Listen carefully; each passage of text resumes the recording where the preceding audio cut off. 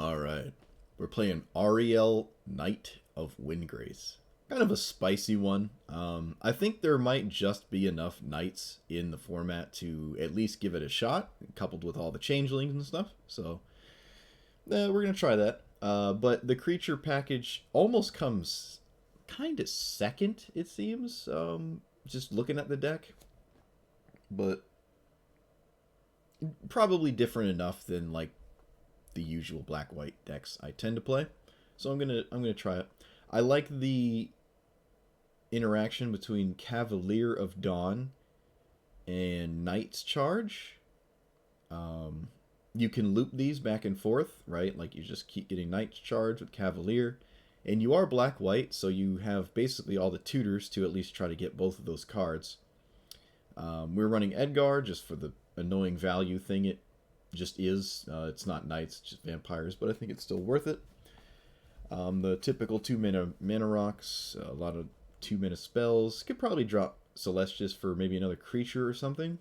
Curve is kind of low. There's some 5s and a couple 6s, but I had Ulamog in here initially. It just didn't seem right. Every opening hand with Ulamog is terrible. You know, you turn 7, you draw it, you can't cast it, you're not really ramping into it. It doesn't feel great. But other than that, just cards I tend to not play, which is a bunch of random knights. All of these, other than Murderous Rider, because it's decent removal.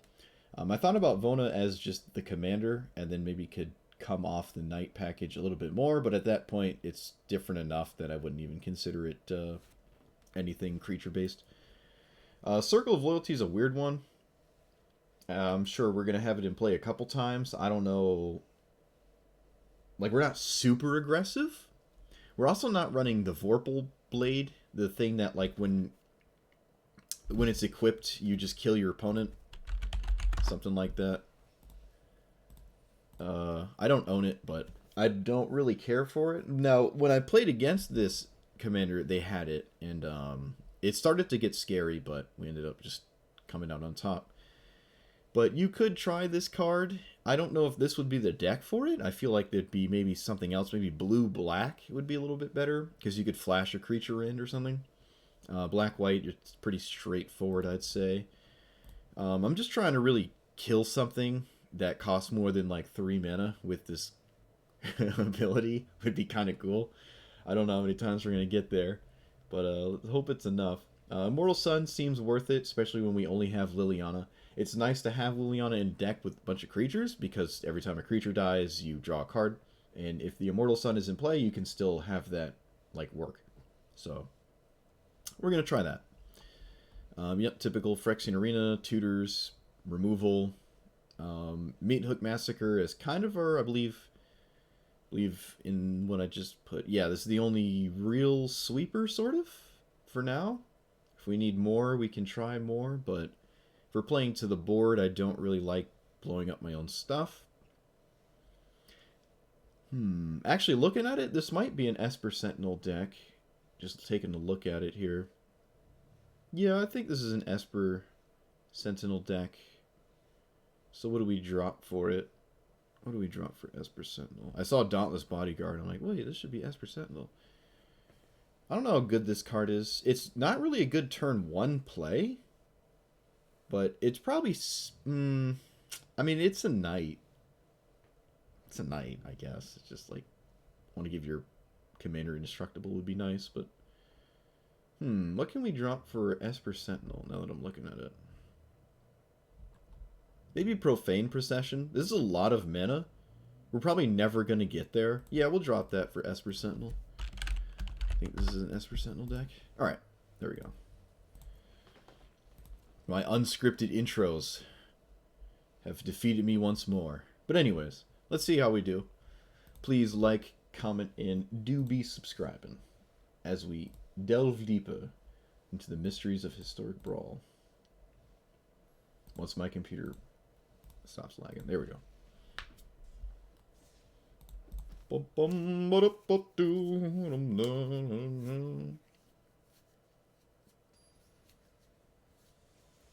I don't know how to feel about this list. I actually have no strong opinion one way or the other. Okay, against Nissa, but Immortal Sun's a little too slow. We're on the draw. We have a 1-drop, can't play up turn 1. Have Swords to Plowshares. I think we can mulligan this. I don't feel great about that. 3 lands, Heliod, Murderous Rider, Cavalier, a Tutor. Okay. This is beatable. It's just kind of tedious to... Like, it's just annoying to let it, like, resolve and do its thing. We do have Murderous Rider, though, so... They're on the play with a ramp, though. It's a little bit tough. Yeah, this is looking bad.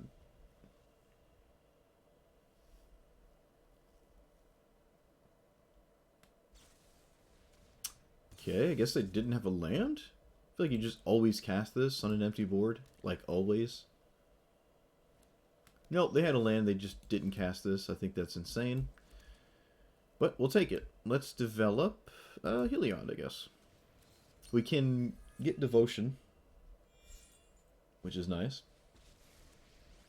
Okay, they could have had this in play last turn.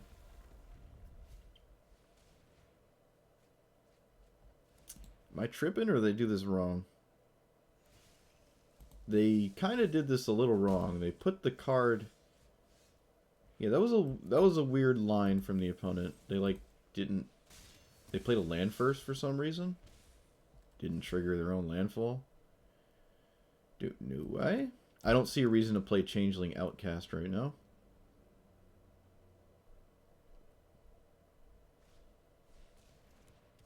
Cryptstalker Connoisseur. We lost the Black Cavalier. Okay, what else does this do? Anything else? Nope, just a 3/3 at this point. I'd like to kill this. So I guess I will. Play this on, I think, white? Yeah, we'll play this as white, and then do nothing. We can give this lifelink, and then put counters on it slowly. Probably not fast enough, but...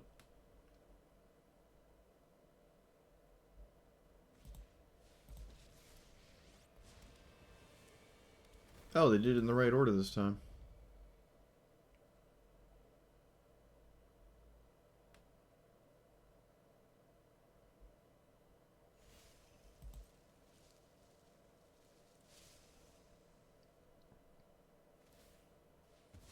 What? Okay. I guess. Let's get a planes? Yeah. That was weird. So the creature can come from anywhere, right? Put a creature card from lands you control, battlefield, hand, or graveyard. They've milled themselves a little, but it looks like it's just Augur. And they have enough mana to basically cast anything big anyways.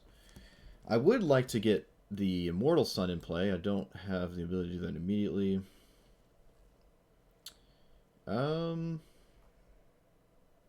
This is a little sketchy. Alright, let's do this. I don't know what we're getting. Don't know what we're getting. I can just get Cavalier. It's not bad. Yeah, I think we'll just get Cavalier. It's part of the weird combo we've got, so I think that's fine. I'll put a counter here.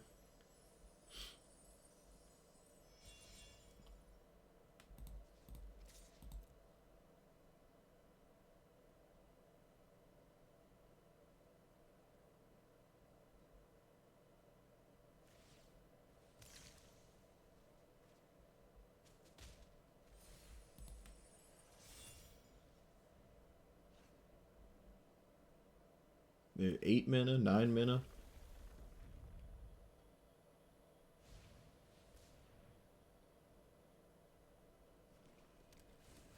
That almost just kills us as is. It's really big.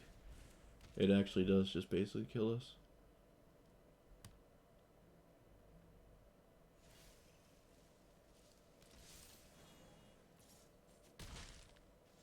So I have to Cavalier that, I guess. I don't think I have a choice. it will just kill us. Hope the Augur doesn't get anything spicy. And swing at their commander for 2. This can't block, so there's no reason not to swing. I am dead to a removal spell. Is there one in the graveyard? Yes, there is. Death Sprout. They did not get Death Sprout. They could have just straight killed us and chose not to.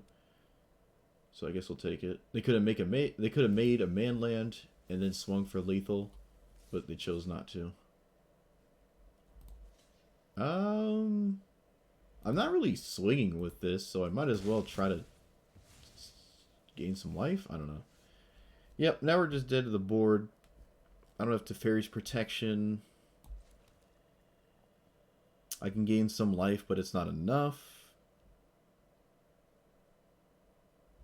Alright, we're dead. We can move on. We're just dead.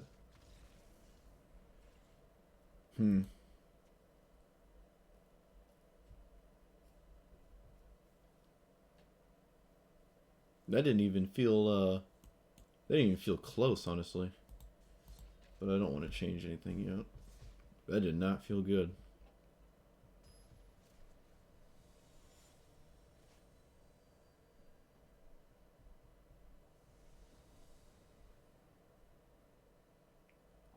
We can put Reprobation on Scarab God. We have a lot of card draw, too. I think I like that. Ruin Crab? What? Alright, this is another opponent that will probably mill us, which is typically a mistake. Even though their commander likes to reanimate your own creatures. We don't even have that many creatures, so this might not actually do all that much. No reason to scry when we'll probably get milled.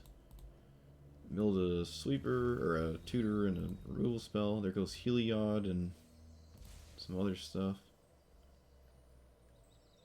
Yeah, this is never the right call. But I mean, I'm a broken record with it. You never mill your opponent ever in Commander. Just never mill your opponent unless you're really actually going to kill them with milling. You're just giving me access to more stuff as the game goes on, and you never want to do that. They didn't play anything, but I think I'll still just play Phyrexian Arena. Of course. Well, that's horrible.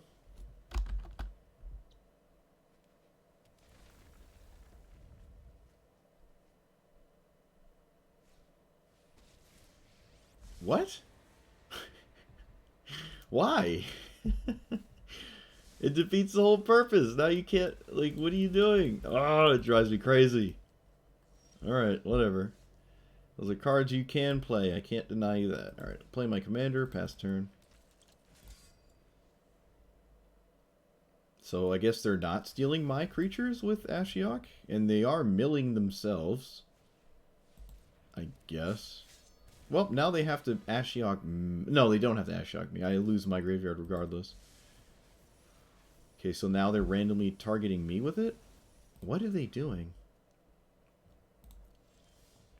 I'm so confused. Okay, we have to deny this ability. Play this. Probably just play this. I can't really swing, because my opponent will...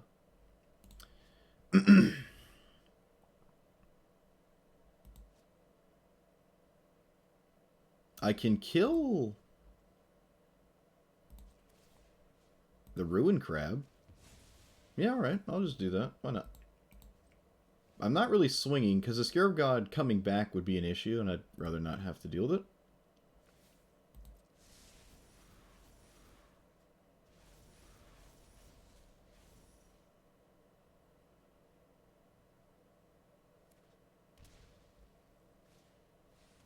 Demon of Dark Schemes.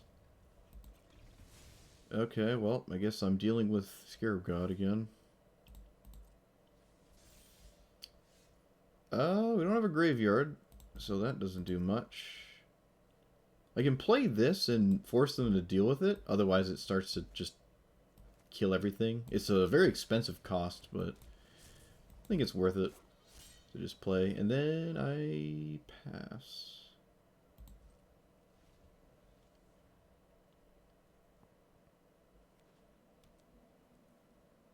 Where's their commander? Oh, they put their commander in their graveyard, so there must be some kind of reanimate spell. This wouldn't really work if I had, like, Rest in Peace or something.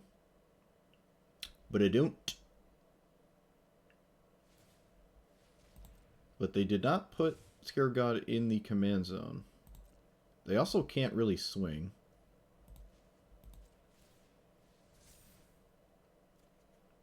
Mortify is alright. Take action. Yeah, we're going to get rid of Graveshifter, I think. Yeah. Alright. Draw. That's decent, too. We can go to combat first and then activate this. So we can double swing into them. I don't really care all that much about Ashiok. And then I'll kill the demon.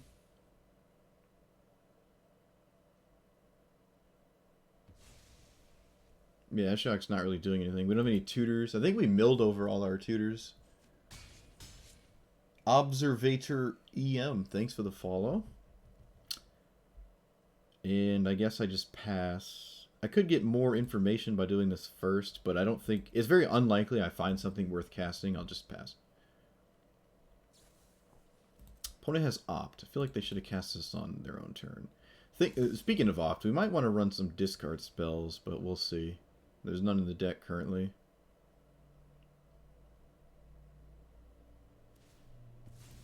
Okay, my opponent mills me again. Cool. We've lost half our deck, and the crab has officially... The crab was literally a do-nothing card.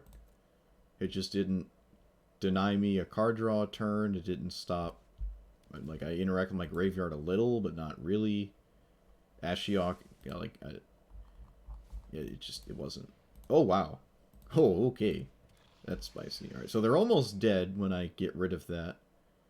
I think I'll just use this. It doesn't really matter what kind of removal spell I use. Sweet, we did it. They take 8. They weren't dead, but I guess they just didn't have anything to do. Why did they put their commander in the graveyard and not to the command zone? 1, 2, 3, 4, 5, 6, 7. They could have recast it. We could have killed it again, and it probably would have never had the mana to do anything. Honestly, this seems like a deck where my opponent just literally filtered for the word mill and then just put this card in their deck. I've seen... Actually, most of the time you see this card in particular, and then I think there's another one. Your opponent's like, oh, it has the word mill in it. It must be able to mill whatever I want it to. So I'll mill myself. But it doesn't. It only mills opponents. The other Hedron Crab mills you. This does not.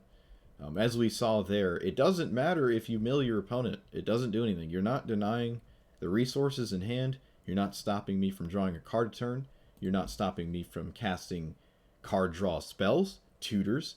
You're not disrupting me. You're not counterspelling me. You're not doing anything. Like, if you want to mill somebody, you really have to mill the crap out of them. Probably with persistent petitioners running like 80 copies or whatever in your deck. Because this is just so useless. They milled themselves once with Ashiok, and then they just continued to mill me. I don't know why. If they're going to put Scare God to the graveyard, you'd assume they're like milling for some kind of reanimate spell or something to pick this back up. But at that point, it makes sense to just recast this than it does to cast a reanimate spell on it. That it doesn't make a lot of sense to do that. So could have been a misclick or something. Because your reanimate spell would rather hit something like this or this. I don't know what this card's doing in their deck. Looks kind of spicy. Oh, literally just milling themselves. Yeah, it literally, they're running every card in the game that has the word mill in it. I don't know. Just not a great idea. I also think there's slightly better ways to run Scarab God specifically than just milling people. I think Scarab God will gain value just by playing a back and forth game than trying to cheese out some sort of card from all the milling you're doing. You could literally just sweep the board and then reanimate something, or make me discard with a discard spell, or cast a removal spell. Ashiok is a decent card regardless, but I don't think that was the best we've seen of it. Okay, so if this Haktos is what, 2, 3, or 4, if it names 2, we can't despark. It can still block with like, oh wow, really? Hey, turn 0 win. Apparently, they don't want to play against knights. Okay. Wow. I've never seen someone play Haktos before either. That's interesting. Okay.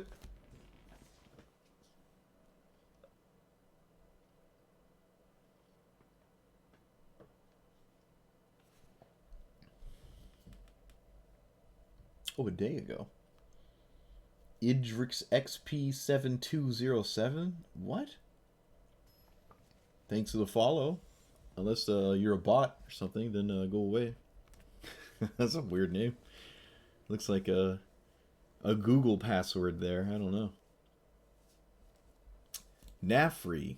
Okay, we're playing against some really weird commanders. Like, really weird commanders. I wonder if... we've played against two commanders I've never seen before. Maybe we're on some bucket list or some tier bucket that is so low I'm like in the gutter. I really don't know. Okay, this is another creatureless hand, but I think we can play a game like that. Maybe not. Zombies. We have Swords to Plowshares. What are we looking for? No, I think I want a little bit more action. Okay, this is better. This is better. There's no white mana, but I'm sure we'll get there. We're on the draw, too.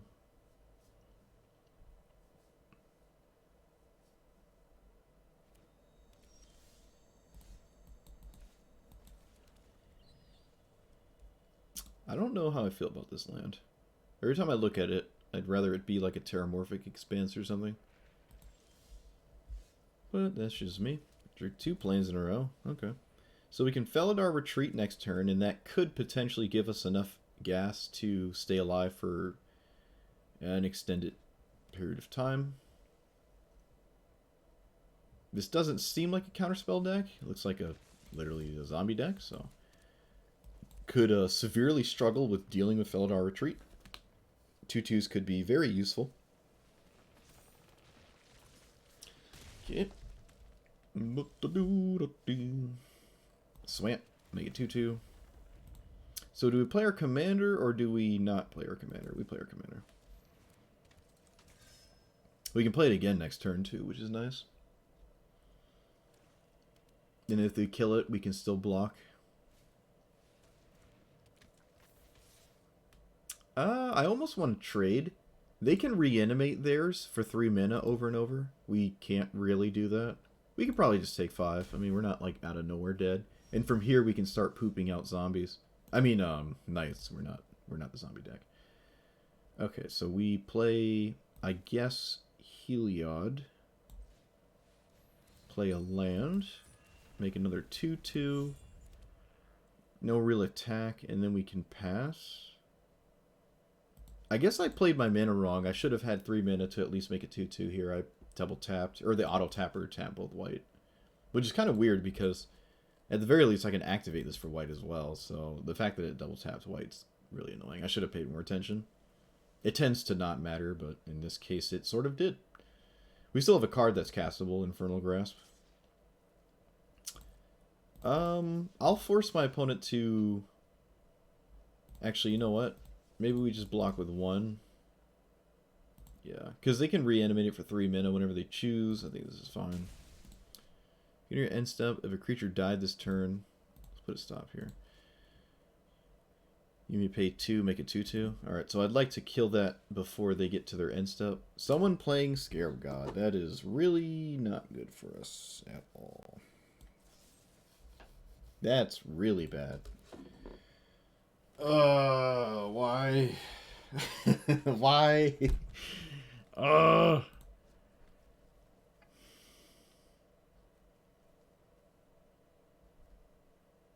It makes it so I can't realistically kill anything? Alright, I just won't kill anything. Because they can just reanimate it. I probably still have to kill something. I'm just going to kill this. I don't know. They can't trigger Devotee. They don't have the mana. This does exile the cards, so they don't get, like, infinite value, but it's still problematic. I can't get Rest in Peace. I don't think I would. So we have 3 mana after we search for Glory.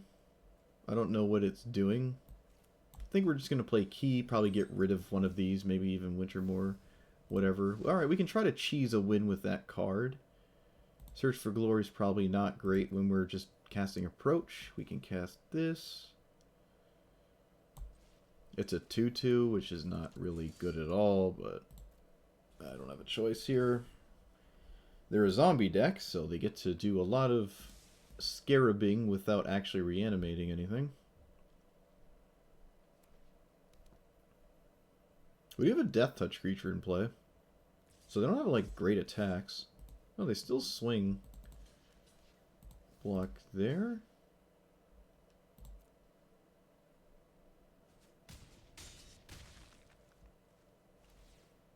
Okay, we got the Scarab God off the board. We can gain some light. We need a land, though, to cast Approach.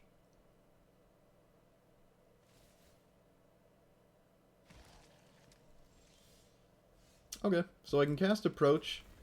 I don't know how we get to the other side of it. Could be kind of a steep ask.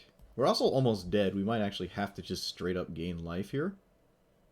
I can put a counter on this, so now it can block their commander. And pass. Alright, so maybe Approach will be good enough. It's kind of ways away. We haven't seen a counterspell yet. We're not outright dead, but it's kind of close. We have Cavalier of Dawn, which is a good one. It does give me enough devotion. I don't think it's going to survive, but I mean, I don't have a choice here. Okay, so we block here, and we gain life with like this. Put a counter on Aryel. It can start blocking tokens. We go to 9.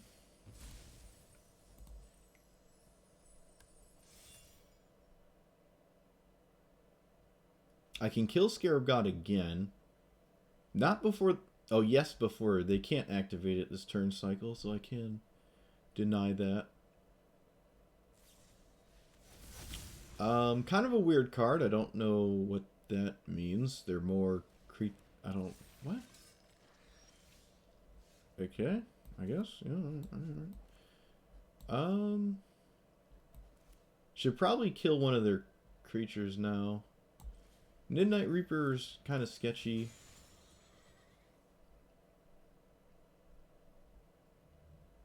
They already have enough cards to do everything. I could force them to spend mana on Nafri. I'm just going to kill the Midnight Reaper. I don't want them to draw any more cards if I can help it, I guess.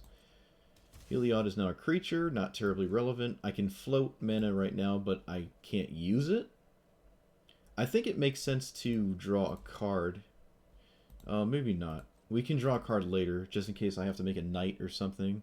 They have enough to kill Aryel in combat, so I can't really swing with it. This is a really weird game. Oh no. Oh no. So they have a land that can reanimate something with Scarab God, but that kind of nullifies all the... What the heck is this? Okay.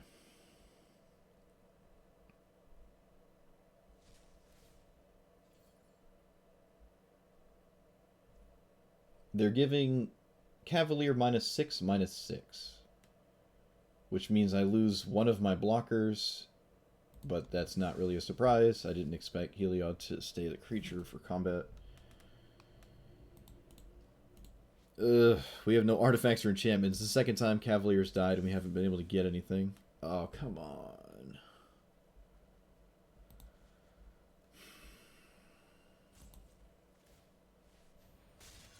Are we dead? Block 4, 5, 6, 7, 8, 9. We are literally dead.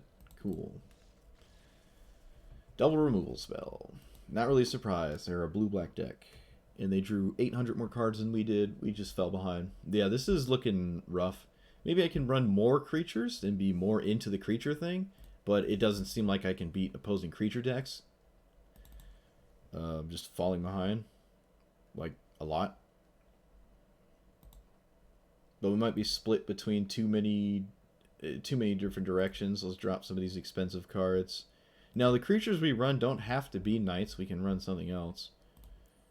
I'd rather it be an effective card and not just like some random thing that gives synergy to other cards or creatures, or rather the creature be good standalone. I also could do colored ones first. I don't even like this card, but this one's alright. I can draw a card off my opponent's commander. I think that's fine.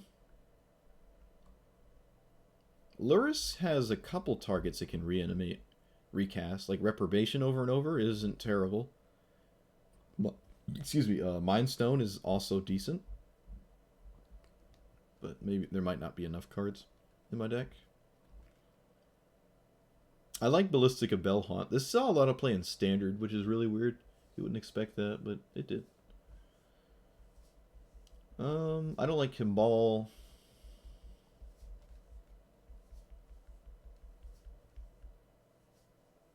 Can't say I like that card.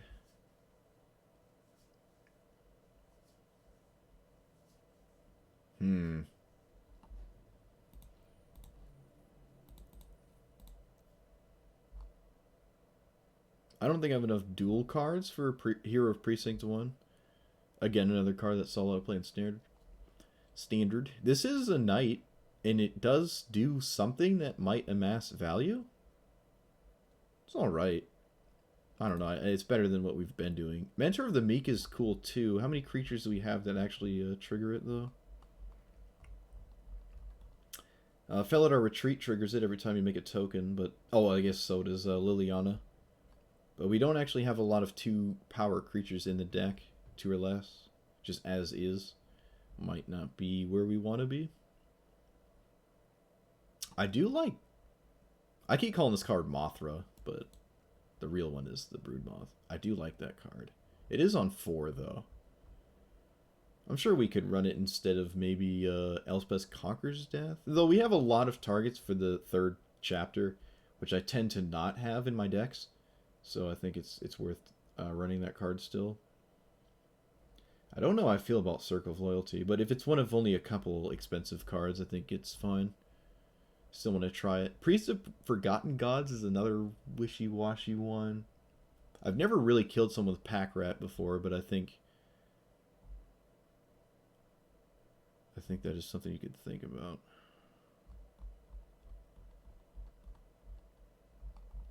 What about... This isn't bad either. It's hard to deal with, very difficult. Because it just always comes back. You like have to counterspell it. We could drop maybe Meathook Massacre and be completely off of sweepers. But at that point I think I would drop Intervention first. Though maybe I would drop Meathook Massacre. Maybe just Automaton. Like what is this really doing? It adds 1 to this, so it helps me kill my opponent's stuff. I don't know. I think it's still worth trying to run that card. This is a tough one. Maybe Grave Shifter? It is a knight. Can reanimate something or pick something back up.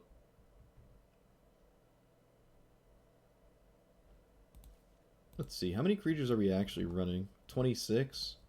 Okay, maybe we can drop Grave Shifter. Might not just have enough creatures to like make it feel good.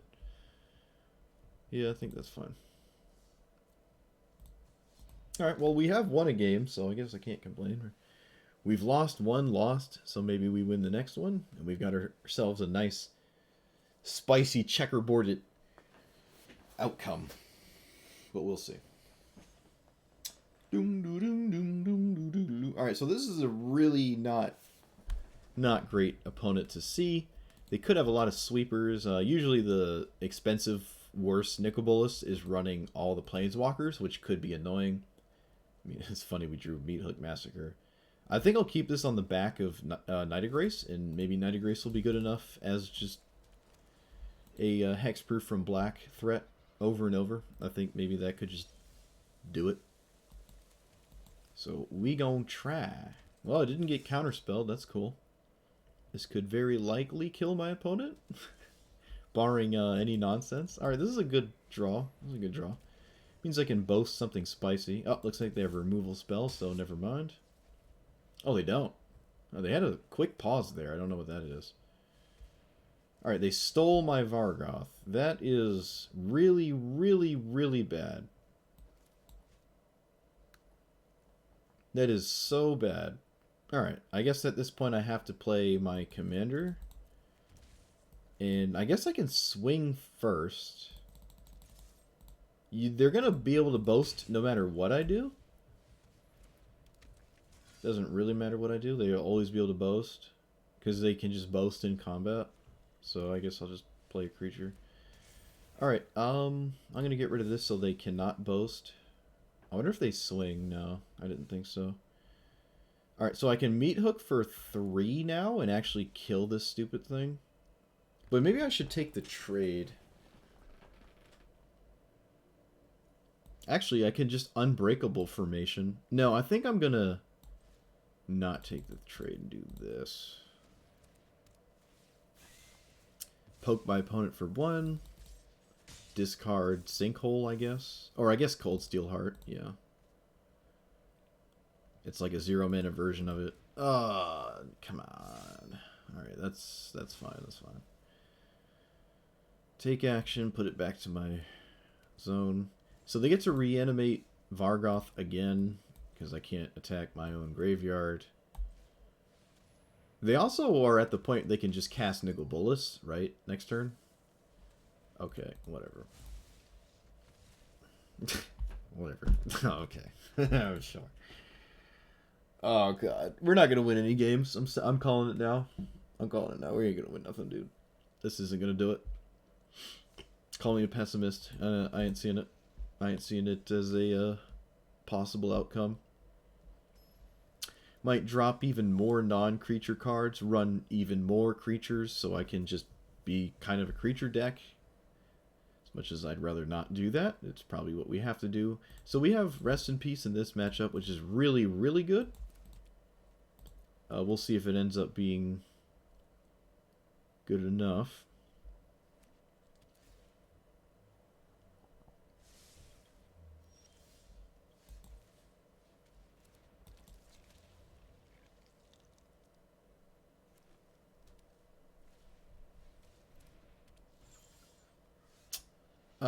That is the worst possible time to play this.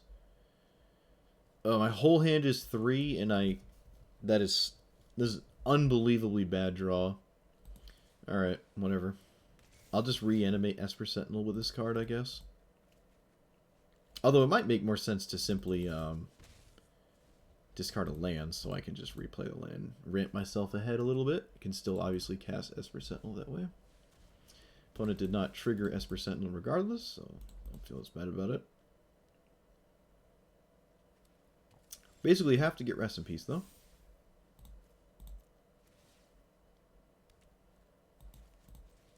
Can't cast it right now. Guess with that, I'll do this and this. Swing for 1.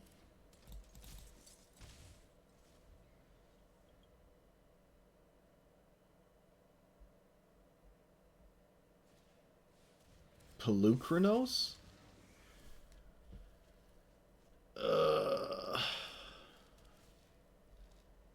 Okay. So I can Soul Shatter it.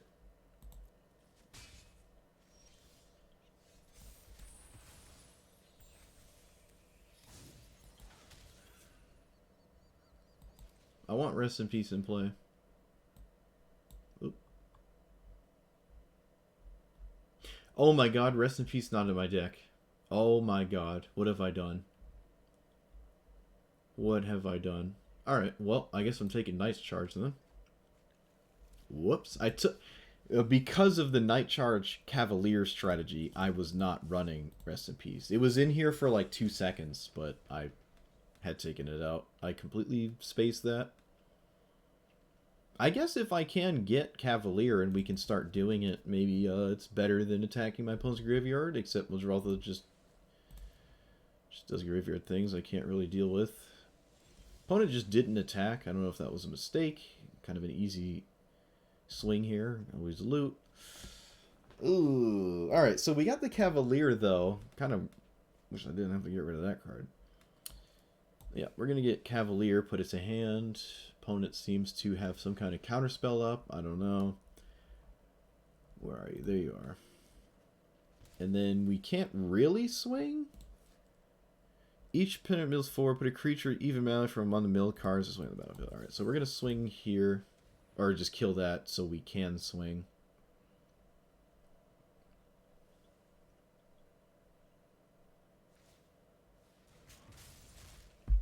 Okay. Guess we're not really swinging. Yeah, just always loot. Despark would have been really good, but now it is gone. Still makes sense to always loot when you can. Maybe I could have gotten rid of Cavalier. No, because this is 8 mana. We're not really close to that. Opponent steals my mana rock. Okay. Now we're even farther. Oh, look, an opponent... The first time Esper Sentinel triggered, opponent paid for it. Wow, we have yet to draw a card off this card. You wonder why it bothers me. Alright, so we're going to blow up Skull Prophet, I guess. Whatever I blow up, they can reanimate, because they're Madrotha, and that's all they do. I highly doubt we're going to kill them with the Changeling Outcast nice charge combo, but it's doing something. This isn't Diablo 2? Yeah, I know, dude, I know. I'm sorry. Opponent reanimates a decent one. It's not terrible, though. It's not really swinging. Paradise Druid. Okay. Madrotha also doesn't really play a lot of stuff that we can reanimate. Or just tax with Esper Sentinel. Because it's all like permanents. Alright, so we have a fair amount of knights right now. Oh, I forgot to swing of the Outcast. It won't matter. It's not going to matter this game, but it's obviously made sense. It can't block. It's a mistake.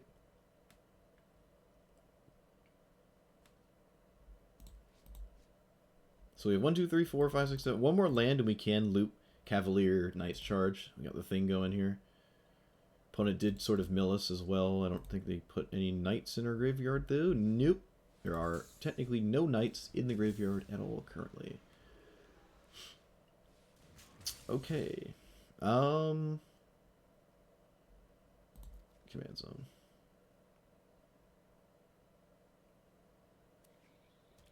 Can they spam this, right? Just 3 mana? Yeah, 3 mana they can just fight everything, like, over and over. Kind of an interesting attack here. Guess I'm just taking 6.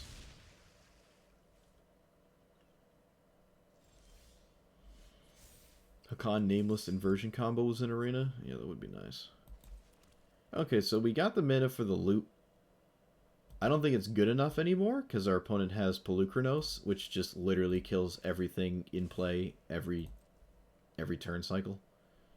So, I don't know. Whatever. I probably should have left this in the graveyard, so it came back with Knight's Charge. It was probably a mistake. Probably won't matter, but it would have been a better idea. I just didn't... I mean, I had to draw land for that to be an outcome in the first place. Land and enchantment. Okie dokie.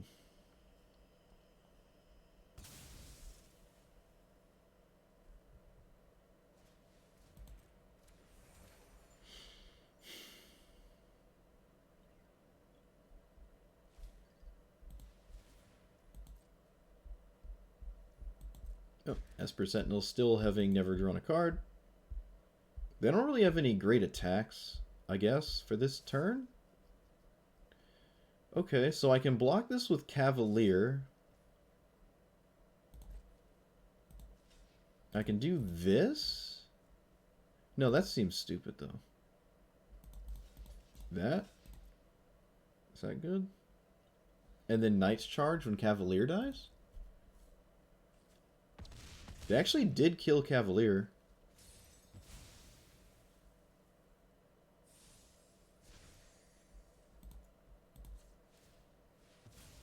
So here we go. Put this back in play. Kill Madrotha so they can't do nonsense.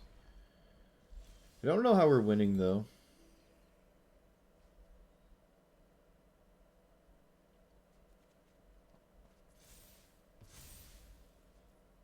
Alright, so we can now play our commander again. Really wish this is an untapped land, but it is not. They have a lot of nonsense in play. This is a free attack. That is first strike. I can swing for 6. What do they block with? They probably just chump block if I swing with for 6. So I guess I just will. Oh, right. Hostage Taker. If it dies, they get to steal Cavalier. And when Cavalier is exiled, I don't get to loop the Knight's nonsense. So I lost the loop. There's nothing I can do about that, though, because this is going to die eventually anyways. So cool. We lost again. What a surprise. Madroltha with infinite value that we can't answer because we're not running Rest in Peace. If I'm running Rest in Peace, I don't like the Knights whatever. Now, I can maybe run both. I don't think Rest in Peace would have solved the problem, though. I think we still would have just died. Like, denying Madroltha's ability to do graveyard stuff does not stop Pelucranos from just coming back over and over. Though I guess if we had Rest in Peace, we could have stopped that. I don't know. I'm not gonna dwell on it too much. We're just gonna keep going. I think I need a bigger sample size before I feel confident. Also, Great Hall is probably just doesn't belong in here. I don't know. Maybe too deep into the that idea. Just trying to get like an evasive threat in play. This might not be the best idea or method to do that. Wait. I'm very unenthusiastic about this list right now, let me tell you. Toski's weird. Mono green usually is a Zuza. Looks like it is still maybe a ramp deck, but again, and usually winds up being a Zuza. I guess we'll play History right now. The Knights are not fast enough to just kill your opponent before they play Magic. And they're not, like, controlling slow, powerful enough to play a slow, controlling, powerful game. So they're somewhere in between, and that in-between area is really, really bad in a format like this. Unfortunately. It doesn't really matter which one. I guess I'll play this one. I'll play this one because I don't know, it looks better. It's in play less of the time, I guess. I don't know. It's got Death Touch. So History will hit them for a lot here, but it doesn't close the game out. Which is where you want to be. They seem to be a creature-based deck, given the Guardian Project. But they're mono green, so it's pretty obvious. There's not really else you're doing. Goreclaw. Okay. Sure, that will just block, but we'll see. Go to combat before we do anything. Swing. Yeah, give this indestructible. Doesn't really matter. Nope, they just take 12. Alright, so we can play Oketra now. Feels pretty good.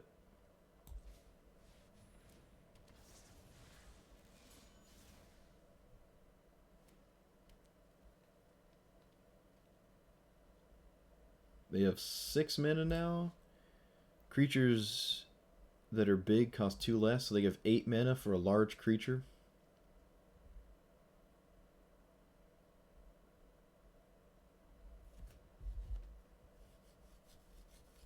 I can play my commander. Maybe I should have played it last turn, but I kind of expected to...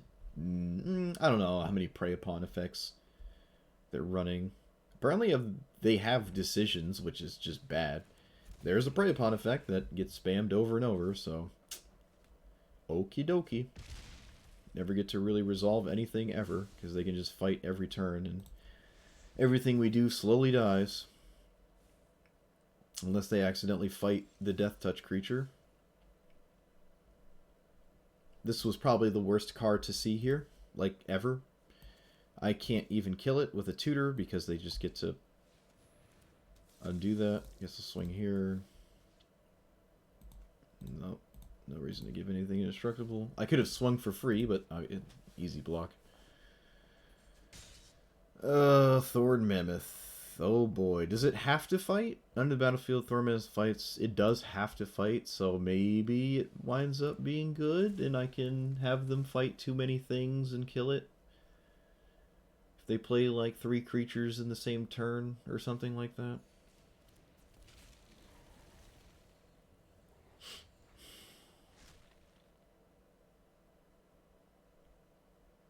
I guess I can prevent them from attacking with it, but that doesn't get rid of the ability to constantly kill everything I play forever. Because they don't have to swing with it.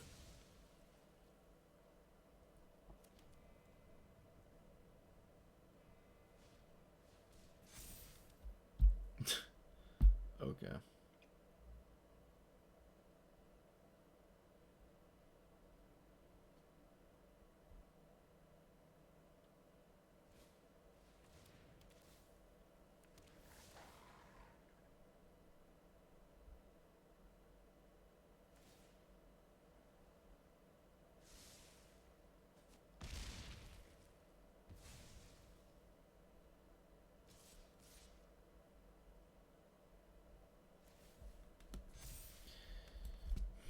Whatever.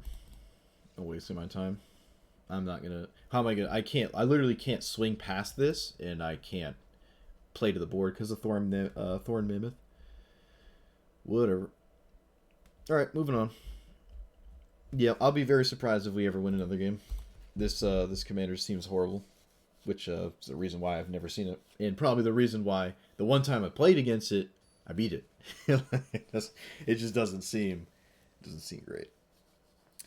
I just wanted to try some other black-white nonsense, but this is not working. Honestly, even if you had an opening hand of like 4 knights every game, I still don't see it as great. This is another opponent that can kind of just kill stuff for free, which is really bad for us. I could try Vona in the command zone. They're somewhat similar, right? One costs life to do it, the other costs like a wider board, but yeah, they're kind of similar. Mine's down here. But when I'm playing to the board, and I'm not like just destroying my opponent completely, it's really difficult to pull ahead. Land, please. That's not good.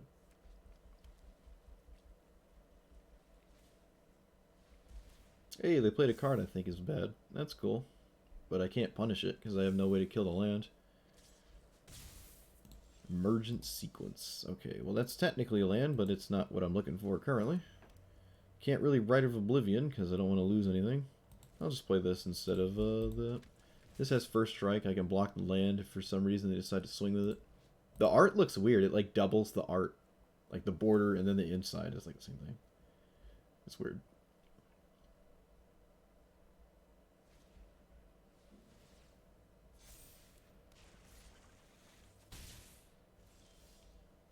Another not land. Great. Alright, let's see if Vona or Aryel can do something. No counterspell. Seems to be no burn spell either. I wonder what their hand is. They also, their only creature they played is not an elemental either.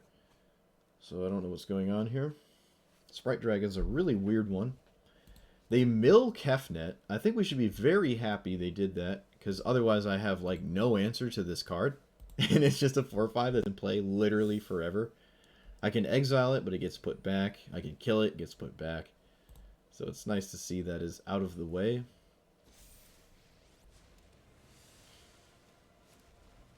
Swing, swing, swing, swing, swing. Oh, they didn't swing. Toxic. Alright, I can Rite of Oblivion this, and I probably have to. Let's play our tap land, because of course. I think I have to Rite of Oblivion, so let's play this, and then just get rid of it. So we don't lose to Renin 7 over and over. I think that is the only thing I can reasonably do at this spot. And I don't really have an attack. Nothing I have has Death Touch. Strange they didn't swing with Sprite Dragon. Respecting a single removal spell. I could have swung with both of my creatures and just killed Renin 7. Maybe that's a reason not to do it. I don't know. Seems kind of weird. Shaper's Sanctuary. They have 2 elementals. But they went... Wait a minute. Is this not an elemental? Pretty, I thought it would be. Guess not. Okay, we'll take 7 Quadrillion. We can double block the 7/7. I probably don't have a choice. I think I just have to do this at this point. Red and 7 4-for-1 does, because we cast 2 spells to kill it with these, and then the 2 creatures in play got rid of the token, so we just got 4-for-1. Opponent is so far ahead. I don't know what to do. I have to kill Sprite Dragon, otherwise we're basically dead. Then Search is about to flip. But we can play Circle of Loyalty next turn, and then never actually activate it. That's cool, right? Oh, they played another large flyer, drew cards. We fundamentally haven't answered any cards our opponent has played yet. We have no sweepers in our deck. This game is over. My opponent could probably skip 2 turns, and we could still probably lose. We could take like 0 mana extra turns 3 times and probably still lose. Even if I answered the board, my opponent has so much value just pouring out of their deck. There's nothing we can do about it. Yeah, this is just horrible. I mean, I can keep playing it and just double down on my statement that like Black-White Knights is just terrible, but we can move on to a different commander, maybe just run Vona in the command zone, because at the very least I could potentially use it to pull ahead with just removing things with life. But this is kind of the same thing where I do remove things without going down cards. I'm just not sticking to the board. And this costs 1 more mana than this, so this is even slower. I think we're going to drop Meat Hook Massacre, maybe even... Oop, I didn't mean to drop that one. Let me discard changes, restart. Drop even more cards and add even more creatures and go even deeper into that. Not every creature we're running has to be a knight, so let's drop that. Let's drop this. I really just don't want to play a mono white deck. I think it's very uninteresting. But we do need creatures because we have to be more in one particular direction. Selfless Savior seems decent enough. This replaces itself, but it is just a 1/2 that doesn't have any abilities. Aspirant's alright. Aspirant's alright. Alright. I don't think Thali is, like, amazing. I don't think we're after that kind of card. We do have a fair amount of dual-colored cards, but I don't think Hero Precinct 1 is where we want to be. Johnny's Pridemate, we don't gain enough life that I feel good about it. Not really. We're not really running any equipment either. So any of the, like, you know, like Blade Master doesn't seem great. Oswald. Oswald can tutor a 2-mana rock into a 3-mana rock and then into Keeley Archive and then nothing else. Yeah, that doesn't seem great. Alright, what does this actually do? Put a counter each creature in the battlefield this turn. Put a counter each target or another target creature. Deals damage to the creature. It is kind of value. It's a weird looking card, but I think we'll pass for now. Evasive Threats would be nice, but there aren't too many. Maybe Faithbound Judge? It is slow. It's just like another weird slower card. But I think we're going to drop all the 6-mana stuff and just run something cheaper. We're not really getting to 6 mana, and then even if we are, it's not pulling ahead. Skyclave is decent too. We're not, like, utilizing all that late game stuff anyways. Like, if it's turn 6 and I have a board already, it might just be good enough. I don't think Liliana's going to push it over the top. Playing cards that are quote-unquote win more is... They're, like, even worse if your win more cards are your, like, hopefully I can turn around the game with them and put it back into my favor. That means the rest of your deck is just innately behind, which is just bad. And that is currently what is happening to us. We could try discard again, but that is less threats actually just coming out of hand in the opener to actually close the game out. Ghost Rider's alright. Helps me utilize my graveyard a bit more. Scry for better things. I don't know if there's anything I like here. Obliterator? I guess we're all in on some weird creatures. Let's just throw Obliterator in there. A fair amount of our opponents, barring any removal spell, I mean, it does kind of stop, like, Thorn Mammoth and stuff from actually swinging. If we did have that card in play. There's something to be said about that. I don't like Massacre Worm. What about you? I guess Lysa's alright. Lysa. It's alright. I mean, it works with, like, any creature. I think it's fine. Ooh, excuse me. I think it's fine. What do we drop here?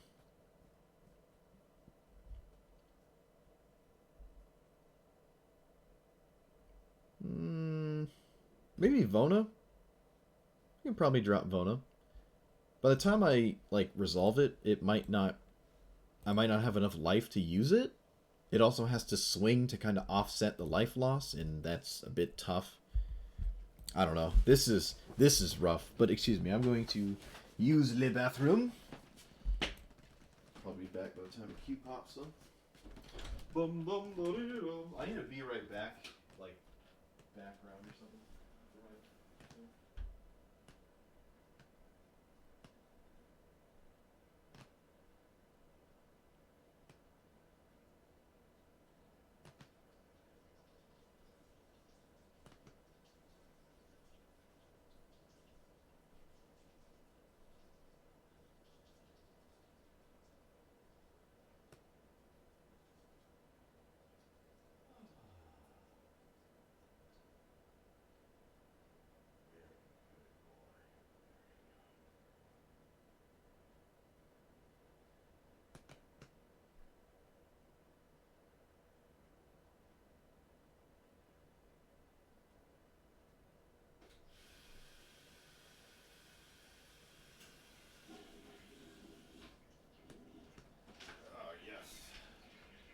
Oh, it's so nice being right next to a bathroom, isn't it? Oh, yes, sir. Yes, sirree. Alright, so what do we got here? Invalid deck. Deck validation failed? What?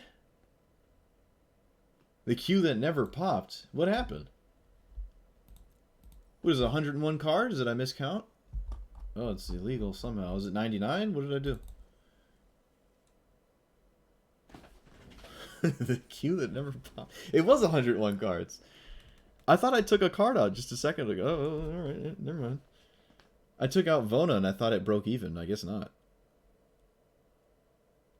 Okay, well, alright. So what do we take out here?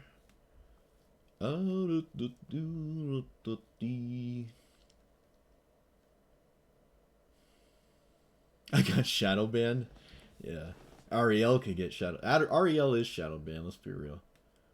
Aryel is shadow banned. Let's drop.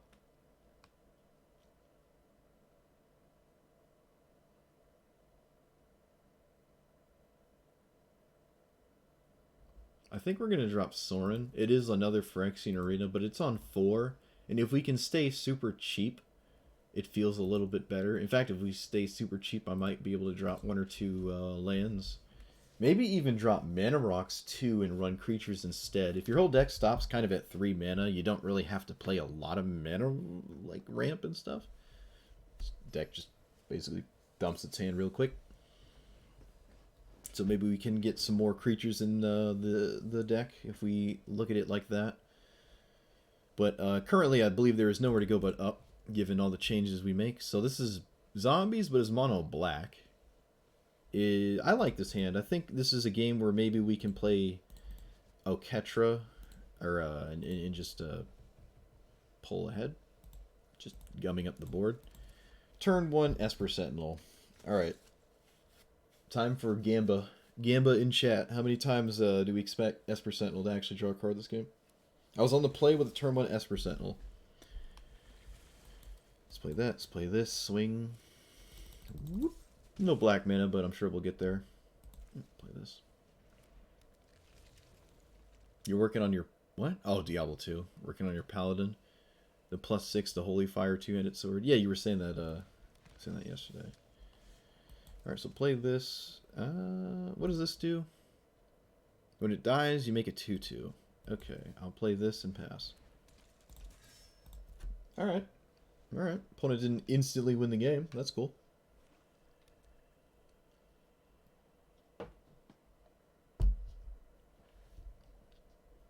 This might be a game where we get to use Aryel's ability.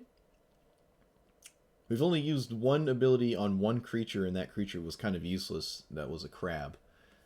But we might actually get to use both abilities this game.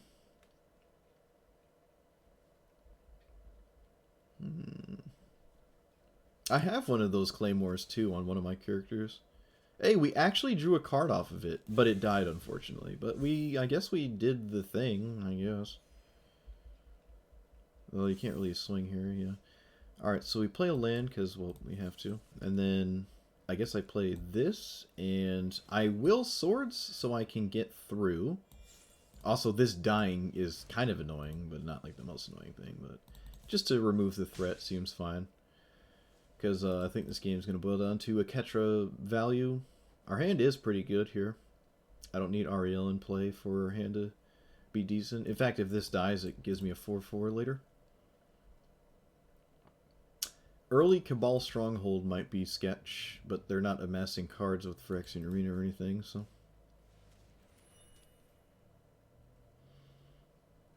But yeah, I have a one-hander that gives 3 to whatever. Alright, so we'll play this, and then... They played another Death Touch creature, and I don't think it's worth trading.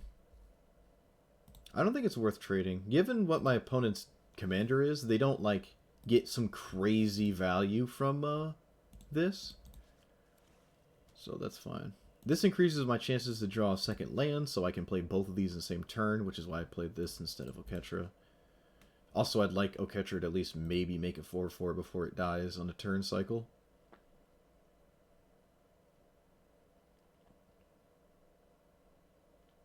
Looks like our commander's gonna die. Alright, that's fine. Oh, that is a zombie too. Oh, they're playing it because it's a zombie. We're playing it because it's a knight. That's kind of funny. That's funny. Yep. Just shift enter. I'm not cracking the Mindstone. This does not have Death Touch though. That is not a land. That is also not a land. All right, so I can just play this anyways. But I think I'd rather find something. Maybe just a land with this card? Who knows? Let's see. Let's see here. Edgar is decent against them, but it is another slow, not immediately playing it kind of card. And I think missing a land drop could be a problem. I think we'll just get a land here. And I just won't play... Yeah, put that there. Just won't play anything. We could just play this, actually, because I can't... Yeah, that makes sense. That way I can, at the very least, start pulling ahead, maybe, giving this lifelink over and over and dealing exponential additive damage with... Or cumulative damage with the Heliod. Still have a creature to make a 4/4.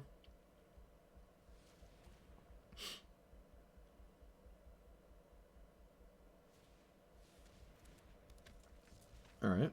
They used Cabal Stronghold and they didn't utilize the mana. This sacrifices creatures and then makes zombies, so not the scariest thing in the world. This is 5, I can't exile it, but we already had a game plan. Selfless Savior is also just pretty good with Oketra, so that's really nice. Could have maybe left a white source untapped this turn cycle, don't think it mattered. Again, this cannot actually block. No reason not to swing with it.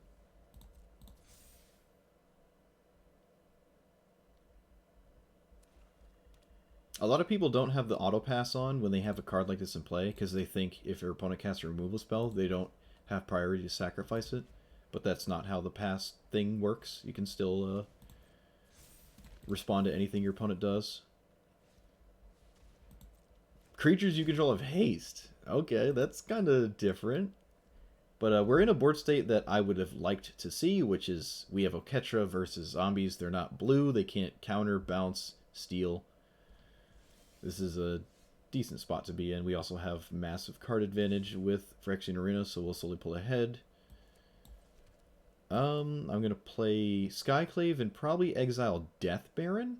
Although they get to sacrifice whatever I exile, but exiling Death, or just having Death Baron die, means their entire army does not have Death Touch. So I can actually block and not lose all my resources. They get 2 zombies this way. Heliod is indestructible, so I can swing with it. God Eternal Oketra has double strike, and I don't expect them to block that dummy thick into it. We can offset the meat hook with the Heliod's ability. Yeah, we'll swing like this. We're not dead on the crackback. There's no real favorable blocks for the opponent. I guess even swinging with this is decent as well, yeah, because I won't miss it. It's got vigilance. Whether it blocks or kills something in combat, I still got something out of it. Okay, that doesn't work. Good to see, because it's got double strike. They don't get to kill the Oketra. We'll put it here. And I can put the other one on Oketra. Can't go on this. Yeah, it's not double strike because it dies in the first combat iteration, but it's still just more life, and I think that's fine. Let's put them... I'm going to put the counters on the Skyclave because it's a card my opponent might not ever want to kill.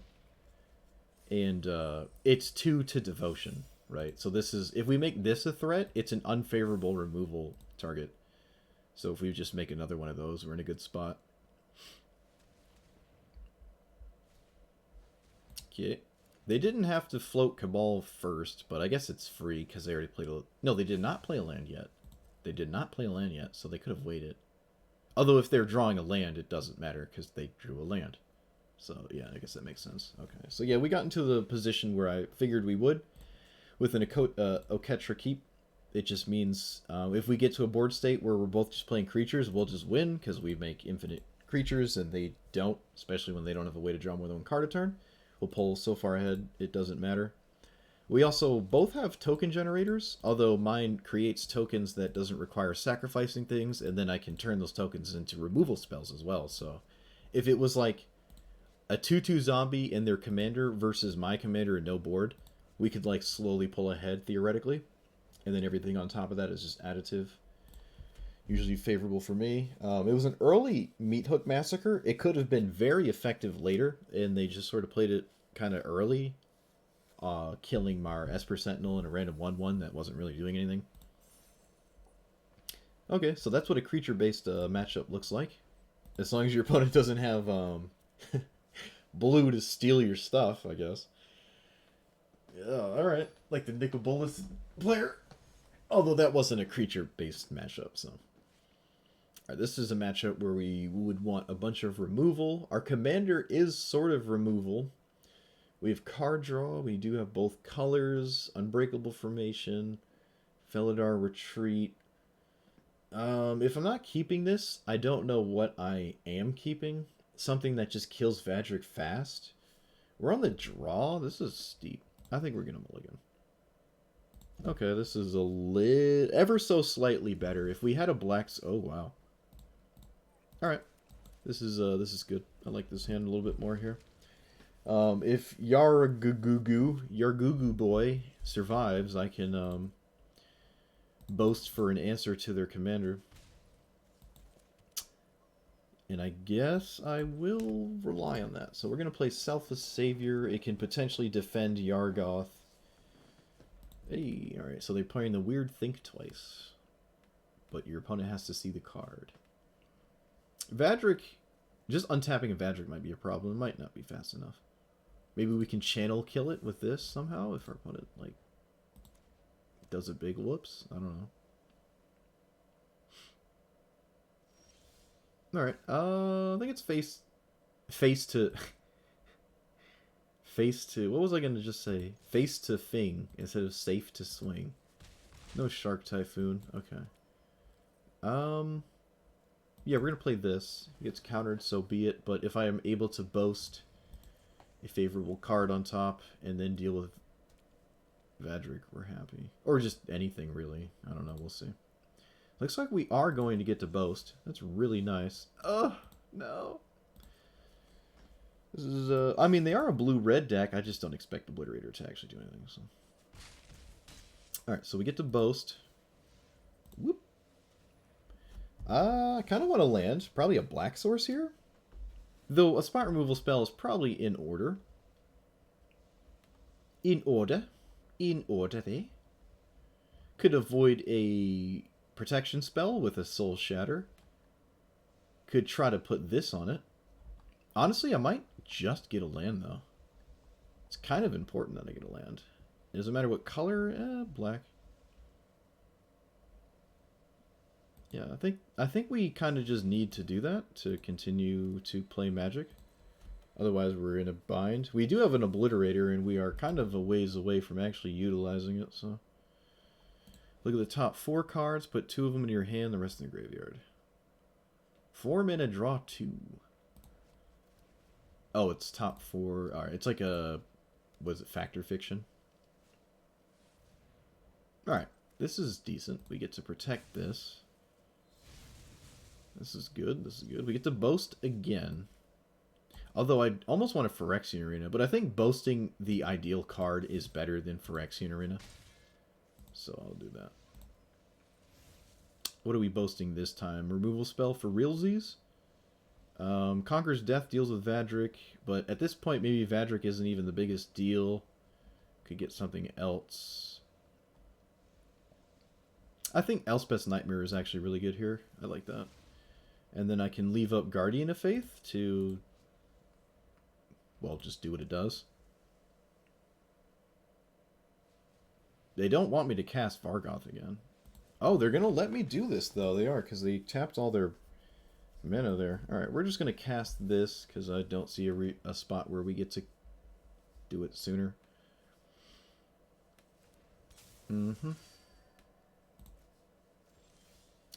Okay, so this will get countered. We can maybe see what they do in combat. Probably nothing. We've got to boast 3 times this game, which is absolutely insane. That is insane. Let's boast for... We know Elspeth's Nightmare will get countered. So we can go for another removal spell? Maybe? Yeah, I think this is fine. If I can deny my opponent the ability to consistently Vadrik discount, we're happy. Though we could just be dead. Esper Sentinel only draws 1 every turn. It's not like every spell. I guess Cavalier. It's part of the combo while also being... whatchamacallit?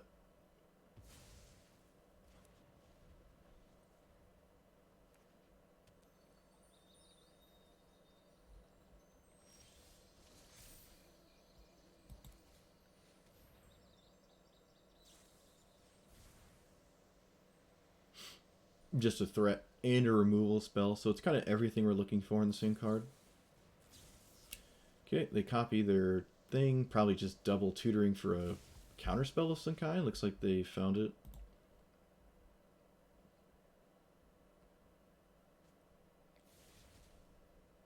They found 2, I guess.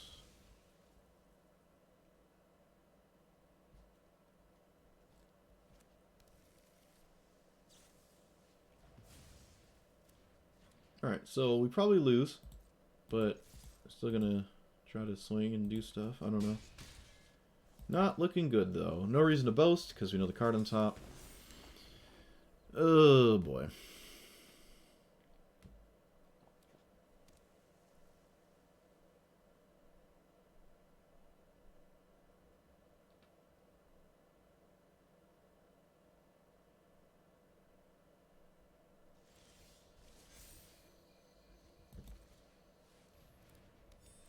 Alright, that just snap resolved. I can't believe it. I cannot believe that just happened.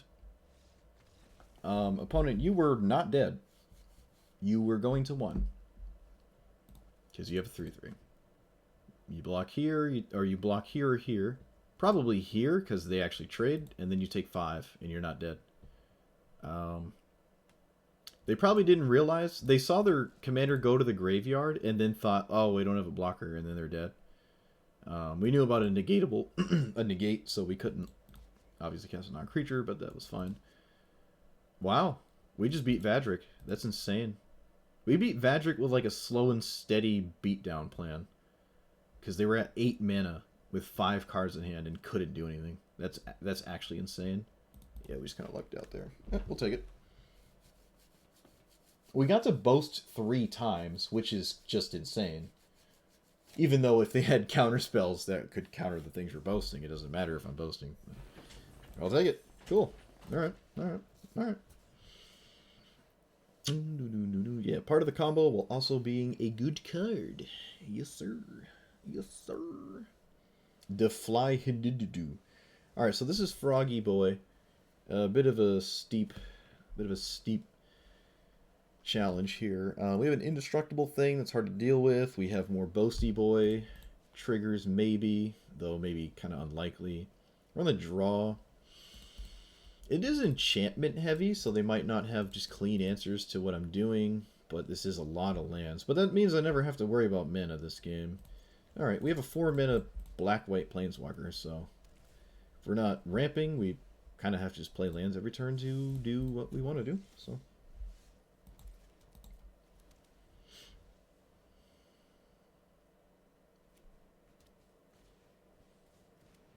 that is a really not good one to see. Did not want to see that one. Looks like they have Fatal Push. Yep, looks like they have Fatal... No, well, yeah, it looks like Fatal Push. I'm going to call it Fatal Push. Fatal Push or bust. Whenever you cast an enchantment, put a counter on this. Oh, hey, Matt, what up? Certainly having some kind of day here. It's not a winning day, but it is a different day. So we can play Obliterator. What better time than now? Alright, seldom get this card in play. It'd be cool to see it just be able to do something here. But they are Sultai, probably have a lot of removal. That is not damage based, which is probably why Wizards gave me the ability to cast it this turn, knowing I actually can't utilize its ability. Told you. How exciting. I have no way to stop that. I will play this, so if I block the Obliterator, I have at the very least draw a card. Is it the best card I can cast here? I can play 4 and then double 3 next turn. It's probably slightly better. It's probably just slightly better. Yeah, Obliterator is a cool card. You just never get to use it.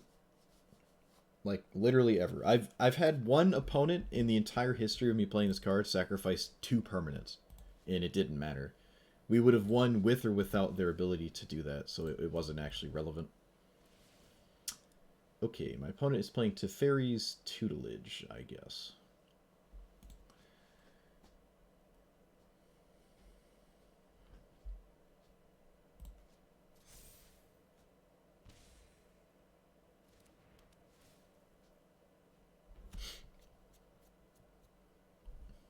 Hopefully we can gain enough life with Heliod to not die. It's another opponent that is milling me, which is wrong. Knight's Charge can maybe punish them severely by doing that. We're probably going to cast our commander before we... Well, maybe not. No, we're going to just put it back here, because we're going to mill enough that Knight's Charge as is will probably just be decent. My opponent did not swing, I don't know why. Plains, double 3 drop, probably you in Reaper. Pretty sure they have a Fatal Push. No attack. I could swing, but I think it's better to maybe just block. Yeah, the new set comes out Thursday, which is cool. Which is the next time I'll be making video, because I tend to not do anything Tuesday and Wednesday. So that'll be cool.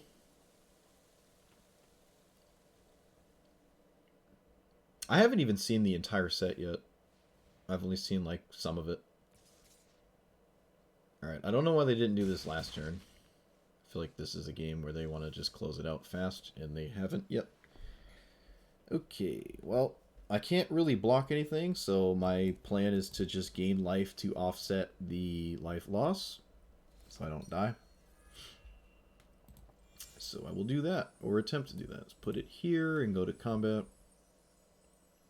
No reason to swing with the Obliterator. At the very least, it can force them to spend mana to activate their schnaz. No, I think it's better to boast, actually. We want to boast here, for certain.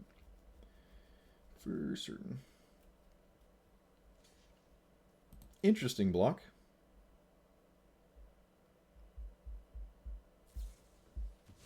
Oh, it was a Village Rites. Okay, it was not a Fatal Push. It was a Village Rites. Denies my ability to gain life.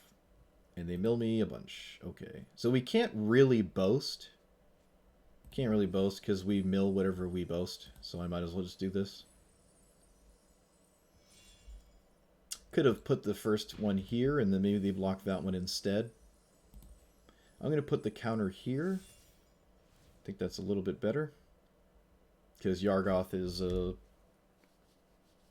just fine to lose. So if we get to 8 mana, or maybe 11 mana if we can't cast this yet, we can reanimate literally just currently 1 card. Okay, so not really much at all. I wonder if they swing. Probably should. It is a 2-turn clock. Unless they can't stop me from gaining some form of life, then it is not a 2-turn clock.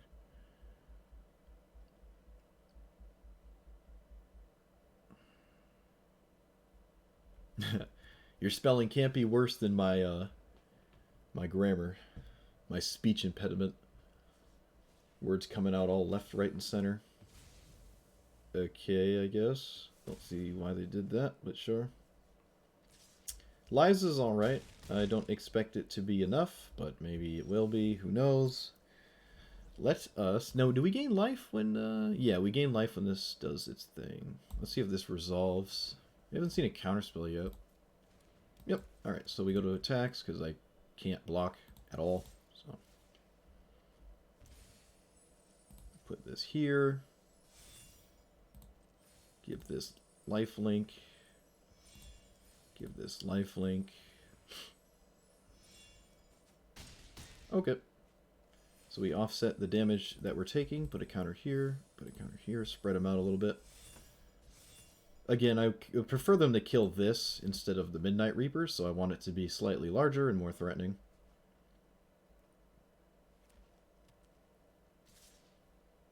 Again, choosing not to block, just trading damage back and forth, makes me think they drew something worth not doing something over. Let's find out. Swing before I do anything. I basically have to gain life, though, so they drew something good. There's not much I can do about it. But it looks like they didn't. And they're not winning the race, so they should have held back blockers. I don't know why they did not do that. We're just winning this race here. Slowly pulling ahead. Alright, we're going to cast Night, and then leave up Infernal Grasp. Yep, still can't boast, because Tutelage mills whatever I boast. Hey, we beat Sultai, but it wasn't Muldrotha. Or Yarok. Cool. I don't know why they're playing this. I don't understand. This is another instance where someone's milling me, which is completely useless. This is a 3-mana draw discard. The top part was the only part that did anything. Milling me actually just gave me access to more things. Like I had access to this at some point because they milled me. Knight's charge also was getting slowly better as they milled me. And they're not doubling down on this mill strategy, so I don't know. But we'll take it. We are still in the negatives here with our win rate, but... Oh, boy. Oh, my back. Oh, dude, I'm getting too old. This does feel like a commander where I don't have to play it for 3 hours to get the entire experience. So that's pretty cool.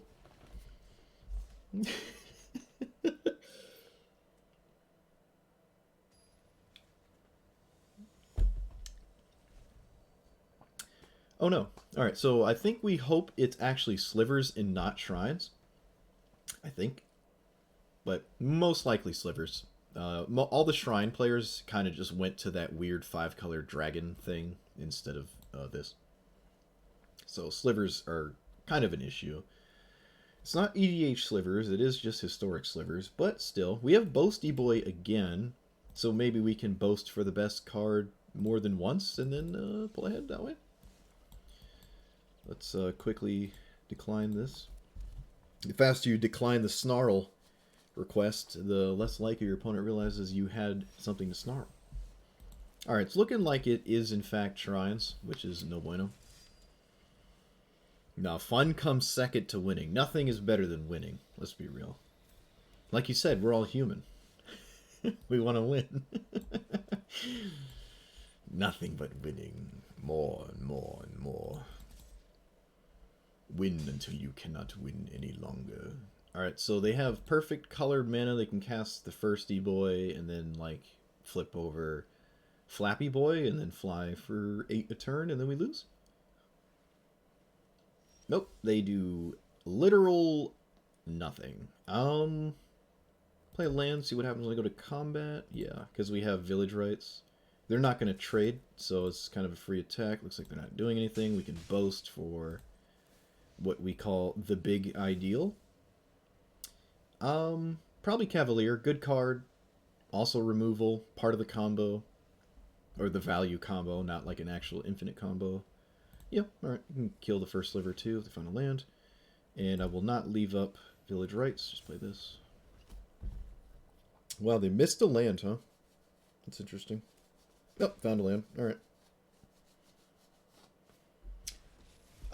Very confusing. Don't understand what the appeal of playing Teferi is. I suppose I am going to swing...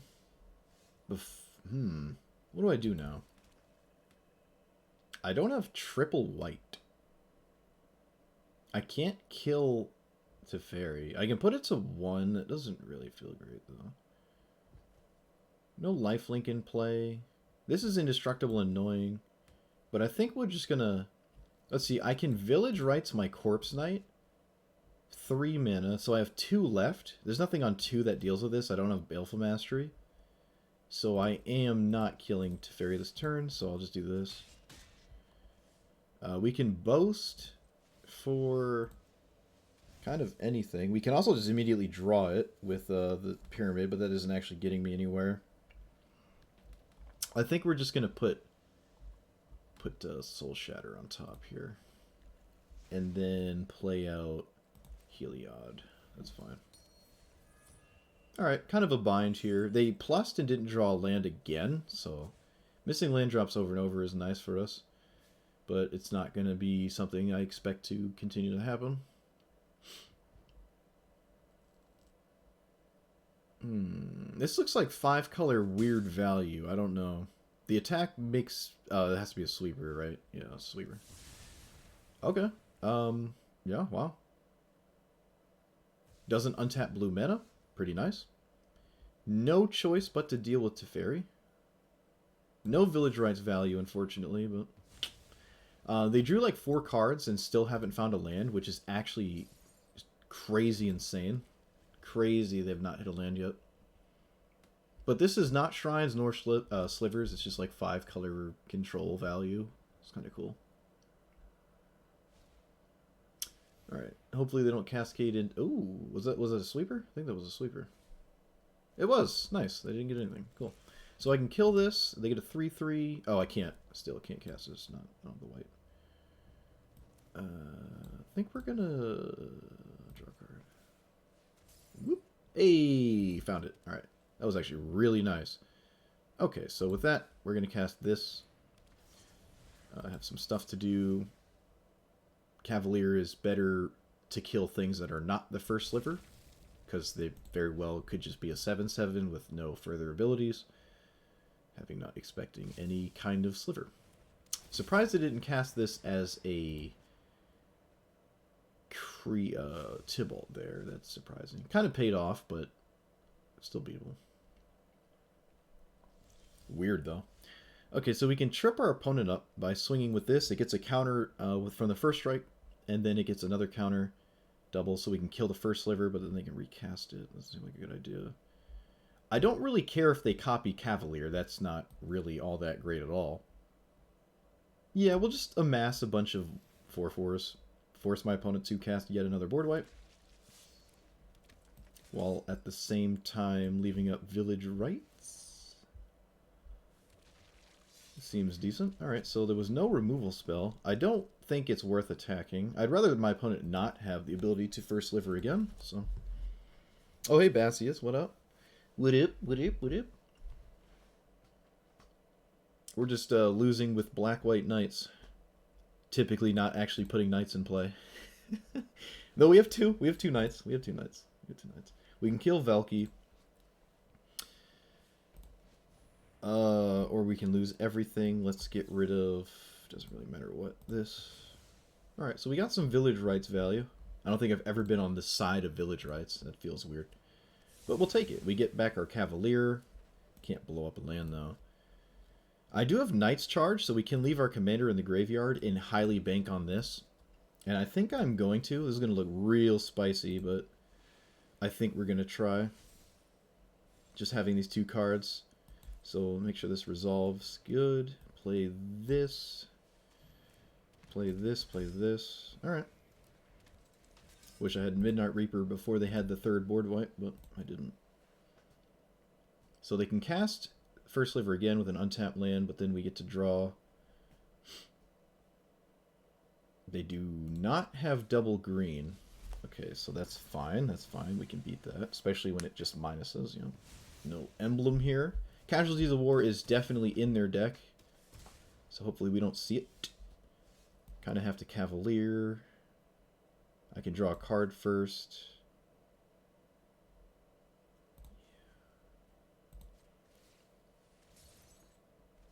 Well, that's all right. All right. All right. Let's whoop. Oh no! Shoot! I could have had a 5/5 to just kill it. No, no. All right. So the block makes me think there's another sweeper. Yep. Exiles Cavalier. Oh, I lost access to my commander now. I can't spam Knight's Charge over and over. That's really unfortunate.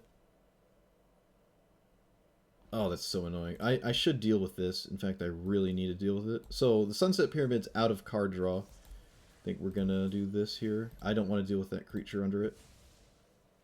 I could have played Arcane Signet first, actually, right? Could I have? Arcane Signet. I think I could have played this first. Yeah, that was a mistake. Not terribly relevant, but something to assess. Okay, so they can play the First Liver again. This is a really weird game.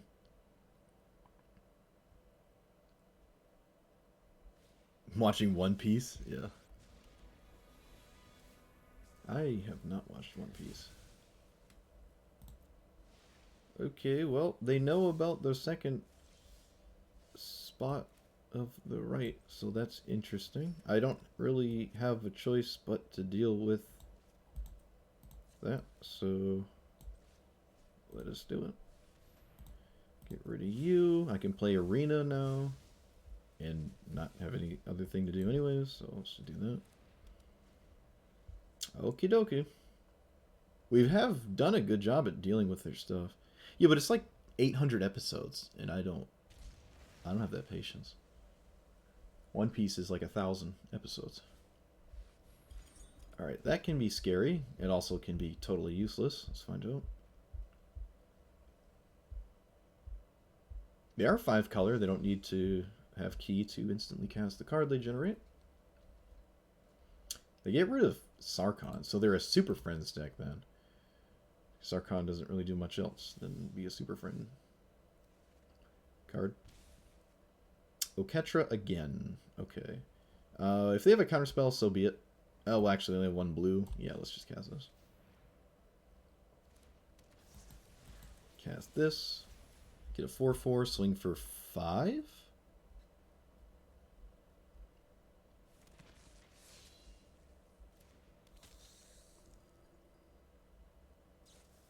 They despark Edgar. Oh, that's so annoying.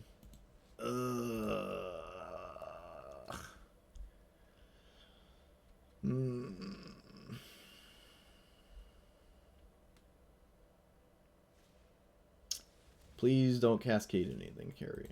Alright. Vraska. Alright, could have been way worse. Could have been way worse. It still kills my token, though. Oh, alright, they're just trading. Fine. No. Yes? No, they're not trading. Okie dokie. How many knights are in our graveyard?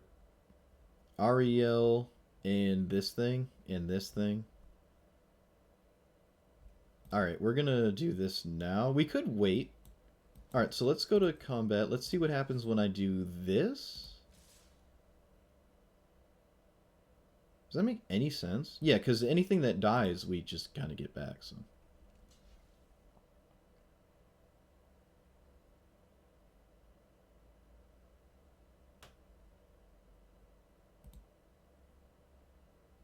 Opponent is thinking. Alright, so we get to do this.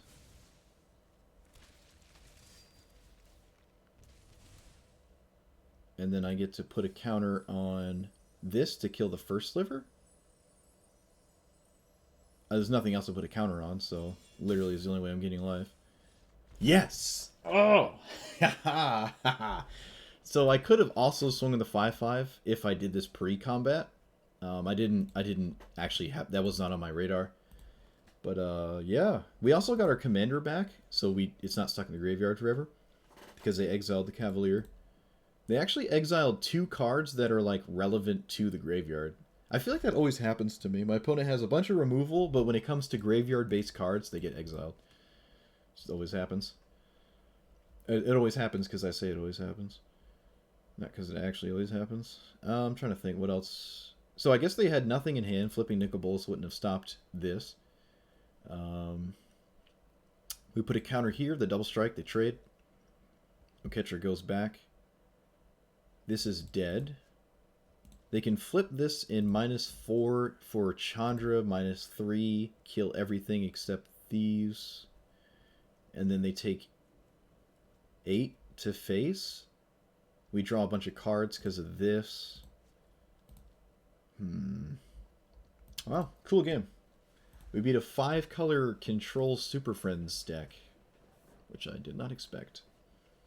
We also got to use the Knight's Charge to do something spicy. But I should have been able to swing with Heliod there. But opponent still scooped. Cool. Nice. Oh yeah, look at that. You guys are both One Piece boys. You found your similar calling. Because I know Volkmar, he loves One Piece. I can't read, so I can't actually enjoy the manga. The manga. We have Boasty Boy again. Luminarch Aspirant on the play can actually grow out of range for my opponent to reasonably attack me. So I'm going to keep this hand on the merit of that one card. Pretty loose, pretty reckless, but that's how we roll here. At the very least, if this game ends before it started, we can move on real quick. So I can name my opponent's commander with that. I don't have to do it this turn. Just put this in play now. Start girthing up the boy. Or girl. Girthy girl. Another 1-drop. Anything but swords would be really cool. Literally any card ever. Alright, that's nice. That's fine. Alright, so now I'm going to name their commander with this so we can just do that. Adeline. And no real attack. Put the counter here.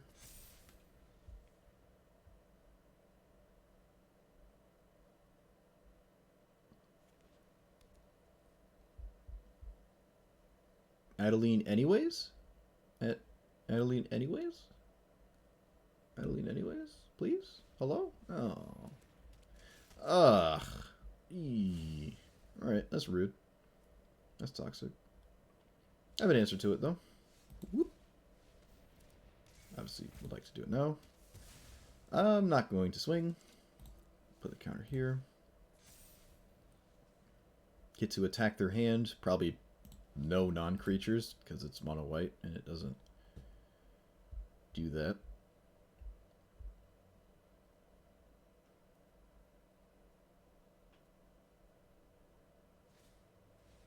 Another answer to my aspirant.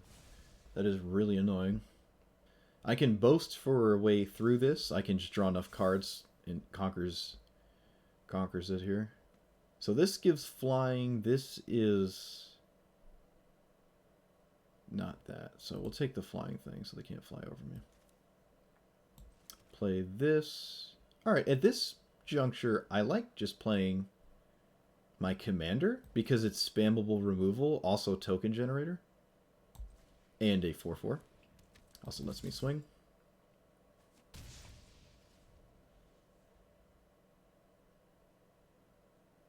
Really looking for a land here, though. So I can play Conqueror's Death on the Tribunal.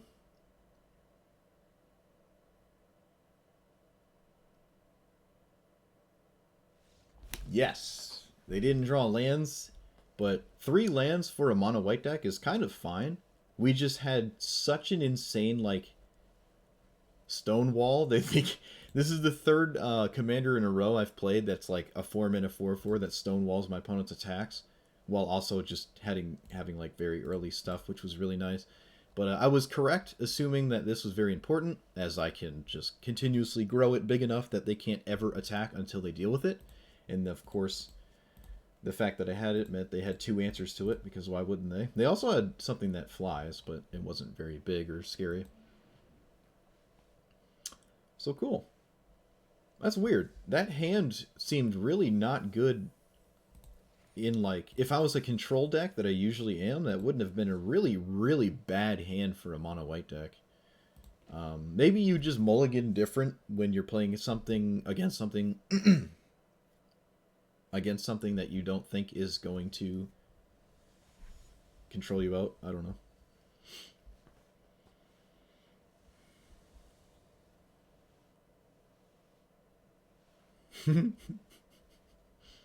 Alright, so 2 lands. These again, these 2 like to be next to each other, I've noticed. Vadrik is annoying. We have right doubly. We're on the draw again. Fine. Okay, land. I don't really see a merit in playing one of these things early when I can guarantee the Arcane Signet turn 2. Whoop. Now I can play one. I guess I'll play this one. Okay. Kind of weird. I feel like you should do that on something else, but opponent chose not to. Let's play this, see what happens. Name Vadrik.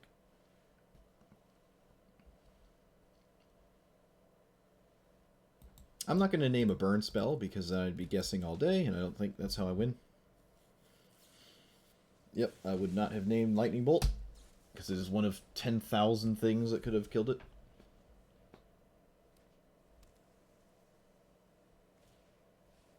Oh boy, I wonder what this card is going to do to us.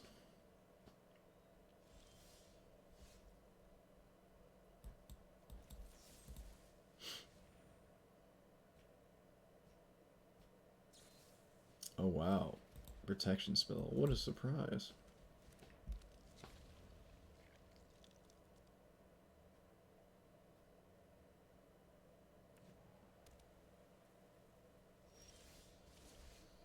Okay, no out of nowhere win. That's cool. Let's swing and then Rite of Oblivion.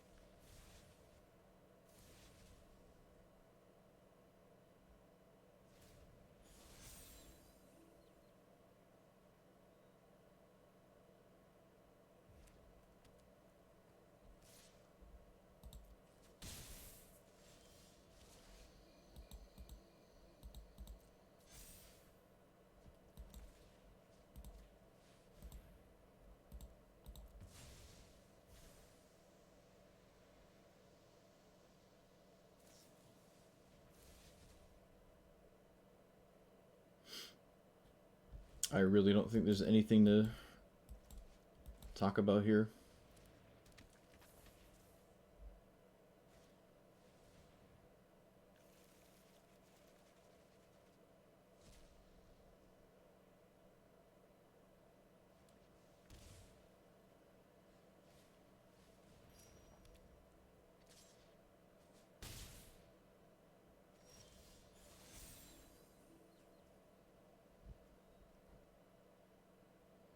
I drew absolutely horrible.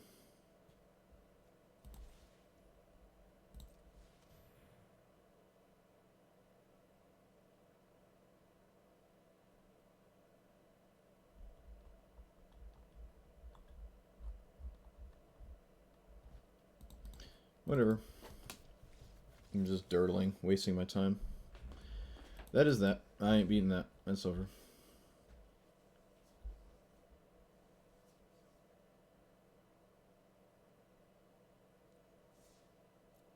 No beating that. Counter, counter, counter, answer, hexproof, counter, counter. We're dead. That was a game where someone actually cast memory, but we drew 5 lands off of memory, so I guess we basically drew 2 cards. Alright, what is this? Mono blue, like the weird tempo thing, I think? We can make it so we never die to the ground, but I don't know if it's going to be good enough. We're on the draw again. Good grief. Please. Oh, look, it's a flyer. It's almost like I instantly knew what we were up against. Alright, let's get a white source.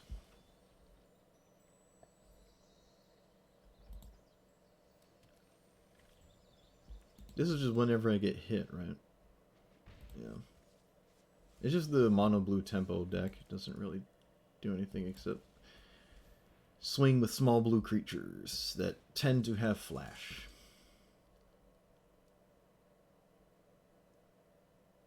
Skyclave was a good draw, though. I guess.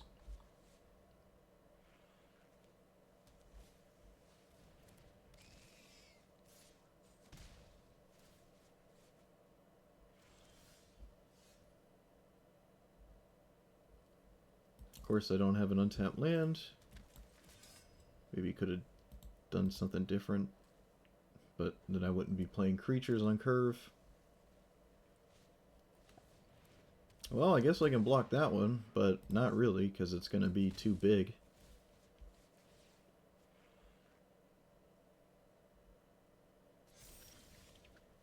I think I just have to block, exile the flyer. That just seems really stupid.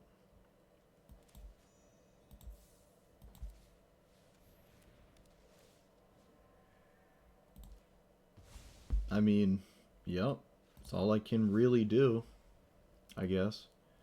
And then Murderous Rider this Kraken at some point.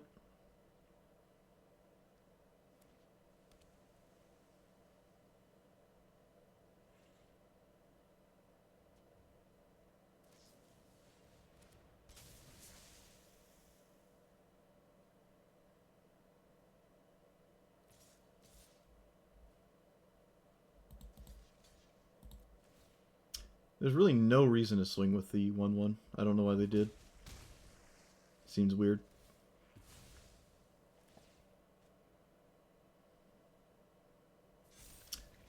Yeah, I just have the Murderous Rider, the Kraken. It's just too big. Found another tap land, because of course... Alright, so killed this.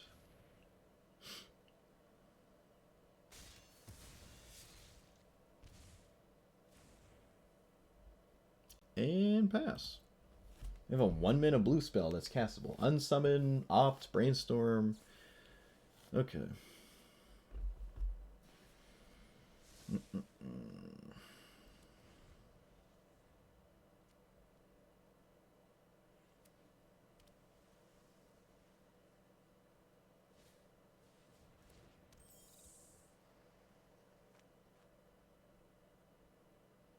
Well, maybe I can kill that with my commander. It has very little power, but it is, again, just another flyer that is basically Phyrexian Arena when they have their commander in play. Don't really have any decisions to make.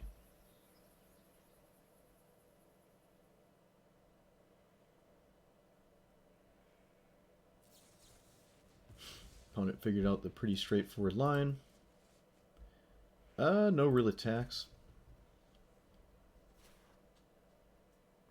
If we find another land, we can draw our commander. Play it again, I guess.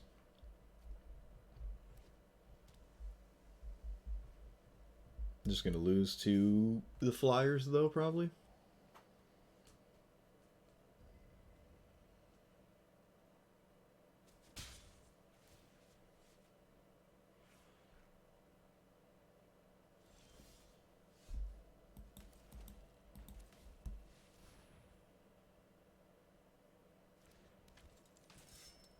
No real attacks.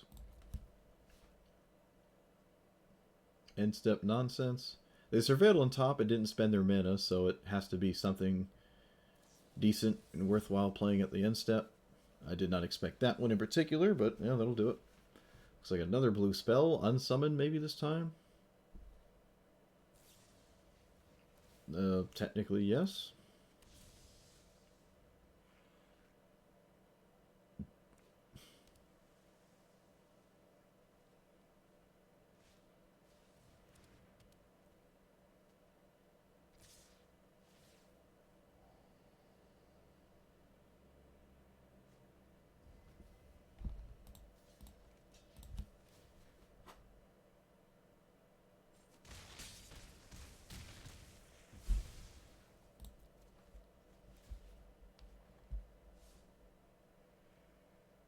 Nope, can't really play these two now, or we'll kind of just die. Don't know why they cast this now. Oh, no, I thought I had flash. Never mind. It does not have flash.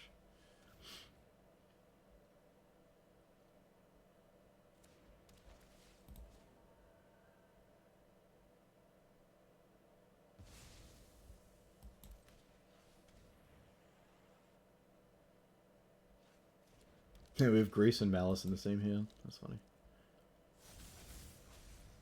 Well, no, not really doing anything. Not really doing anything. Opponent has drawn 10,000 more cards than us. Does that kill us? Kills us close enough. I don't feel like playing anymore. We're dead. Infinite bounce spells, but again, if it wasn't for the flyers, we can actually win the game, but they have flyers, so we can't. I don't really like the mono blue tempo strategy in Historic Brawl. I don't think you have enough cards to pull it off. Like, if I was anything that wasn't this, it's like really tough to amass card advantage. Like, if you're against mono green, they can just replay their giant threats, and you're not getting anywhere, so you like have to play counter spells. But then you're not like, I don't know, it's weird. You're not you cannot realistically capitalize on enough tempo in EDH to like really win with it, like a Delver of Secret strategy or whatever you want to call it. Days and stuff. It's just not consistent enough. Maybe one-on-one you can get somewhere, but at that point you're just playing Brawl with extra steps. Okay, so we're against the Rug deck again. We don't have anything to tutor for that'll sweep the board if elementals. I have a removal spell and maybe like a decent protection spell. We're on the draw again. Good God. Please. Please. Please. Oh God. Maybe I'm only noticing when we're on the draw now in the play, but just like it's just really bad. Especially when you're a creature deck. Like if you're a creature-based deck, you never want to be on the draw, usually, right? Usually. Though we're maybe slow enough to where that isn't exactly what we're doing, but, you know, it's up in the air. Okay, opponent's just doing stuff, and we're not. So we want a second black, I think, over a second white, given the hand here, yeah. Yeah. And then we can flash this in, we can draw an end step, see what they do. Flashing this in is kind of alright, I guess. Not terribly exciting.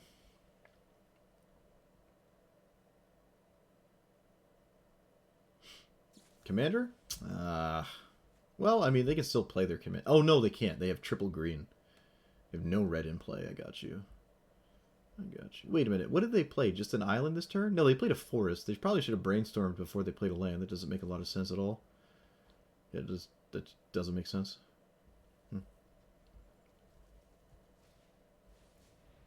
Alright, well, guess we're drawing.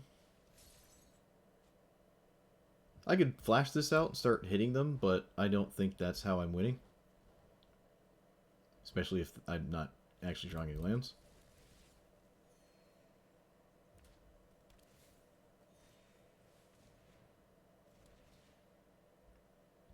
Well, that was insane. Hey, they didn't play a land there, but it looked like they might have had one.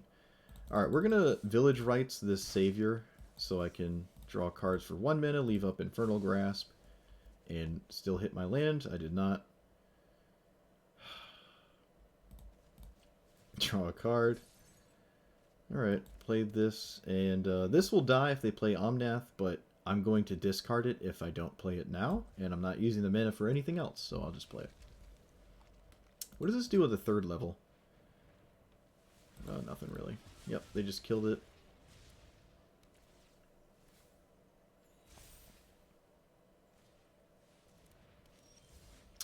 Alright, kind of have to stop both of these threats, because they are both pretty scary. So let's do that.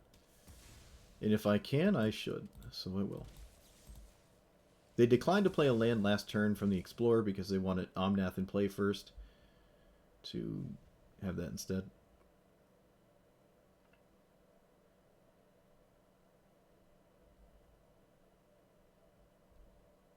Yeah, it makes a giant, massive creature there. But they already have a giant creature in the mainland that I can't reasonably answer.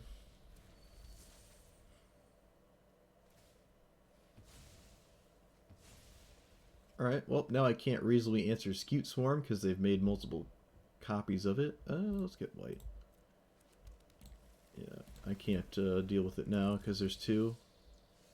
Well, Cavalier would almost do it, but not quite. Of course, their hand is creatureless, or non-creatureless. This would be an excellent time to find a sweeper.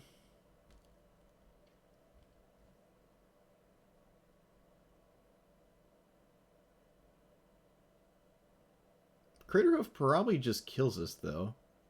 I don't think we can beat that in any way. Yeah, we're going to just scoop. Whatever. It's just big green, and they've played two of them. I can't kill one. They almost don't have enough creatures to Craterhoof us, but they still do, so...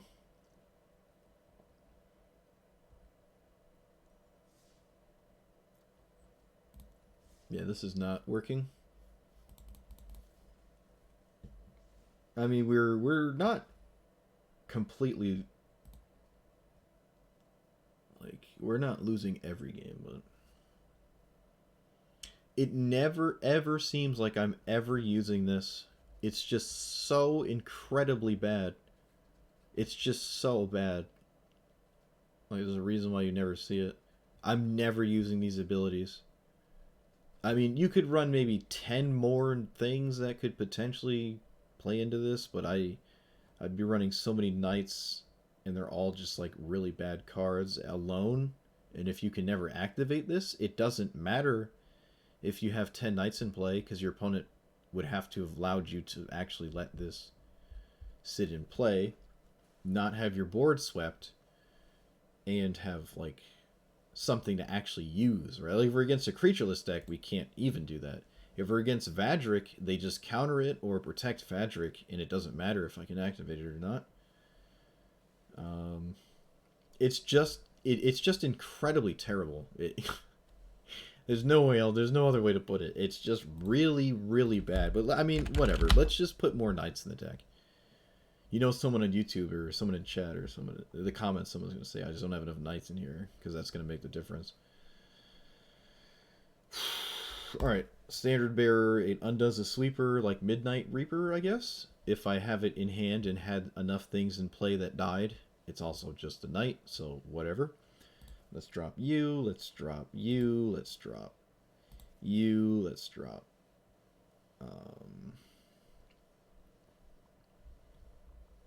I don't feel bad about anything that's under 3 mana. Edgar can go away. Obliterator can go away. Felidar Retreat. Felidar Retreat can just be this, because it's a knight. Whatever. I mean this, if your opponent isn't expecting it, but it's not enough knights to really kill your opponent with it, but it's a knight, so I guess it's coming in. That's a knight. It's decent. This is a knight, but its ability is vampires. Can't use that one. Same with this one, I believe. Yep. No, I've already played Liza before, and I liked it. It was good. I pretty much like every single black-white commander except this one. I think this one is just abysmal. I guess this, Phyrexian Arena, offset the life loss in some way or something like that. Whenever you cast a night spell, you get a human. It doesn't really work with this, and maybe there's enough knights to pull it off. We're throwing it in. Screw it. We're all in. What we're doing is not really working, and Might as well go all in. Even still, like, even if you had 80 knights in your deck, still don't like this card. It's like a 2-minute anthem that sometimes poops out tutus. I think this card just fundamentally is bad. Even if your entire deck is knights. I think this is just not good. Maybe in multiplayer, where you can play defense and amass tokens and do something there. But one-on-one, you don't have that kind of time. Like, if you play this, it might be like the least threatening mythic rare in play if there's 4 players. So it could do something slowly, but when it's one-on-one, it's not going to do anything. You also need time to do this, and when you have one opponent, that is not realistic. Singleton does not really allow you to do that kind of stuff. This flips into a knight. It's not a knight on the front side. It finds a land like Birth of Melitus. It could wind up being useful. I mean, I've already gone through all the knights before. Half of these I think are just really bad, but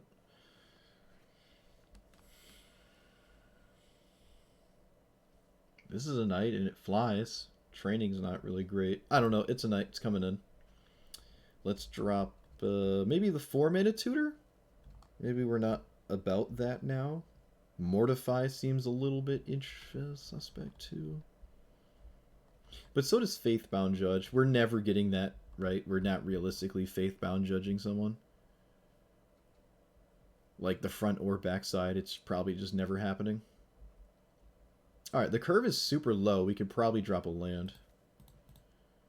We just drop so many cards there, yeah. Alright, let's try that, I guess. This is very different from the start.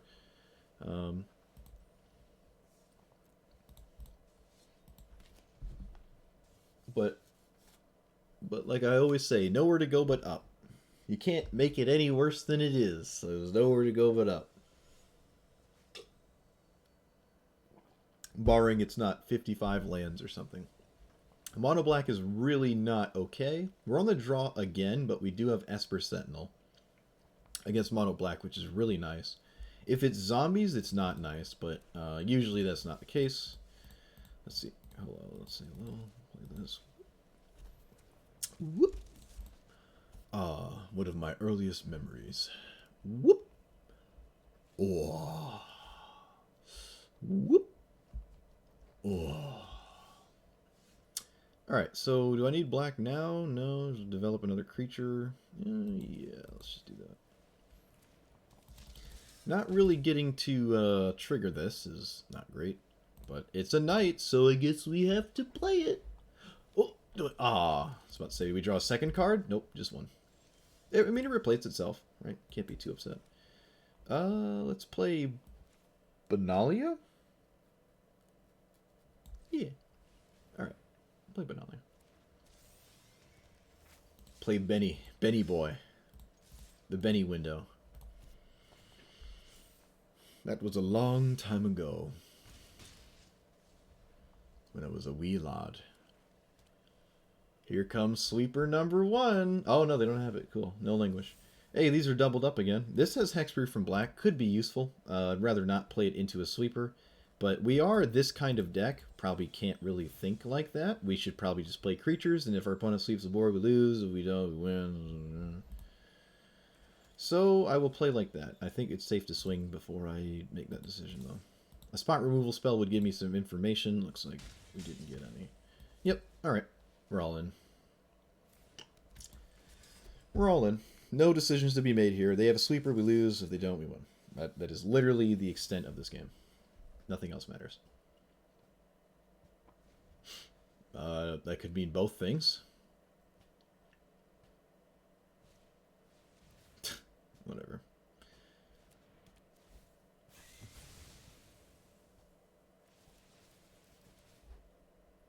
Cool. Alright, well, I guess we're this kind of deck, so we move on to the next one.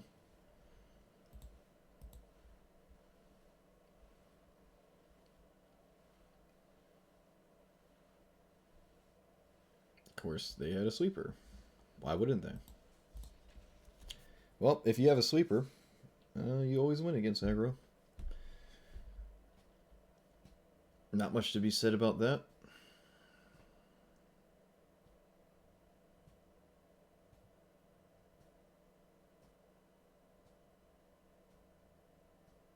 What a thought-provoking game. Let's see how much brain power we have to use in the next one. Is that mono white? I think it is. That weird... Well, I mean, it is an angel. But it's Sephara. Yeah, Sephara's a really weird one. Whatever. I see creatures. Guess we're keeping it. Paladin class. Interesting. Even as a knight deck, I don't think I'd play that. This doesn't really do anything. Just won't do the thing. That's weird. Yeah, we could think about that card, but I don't... I'm sure it's better than some cards we're running. Maybe drop some mana rocks or something. When do you get counters? When an angel enters the battlefield? Okay. You, I guess.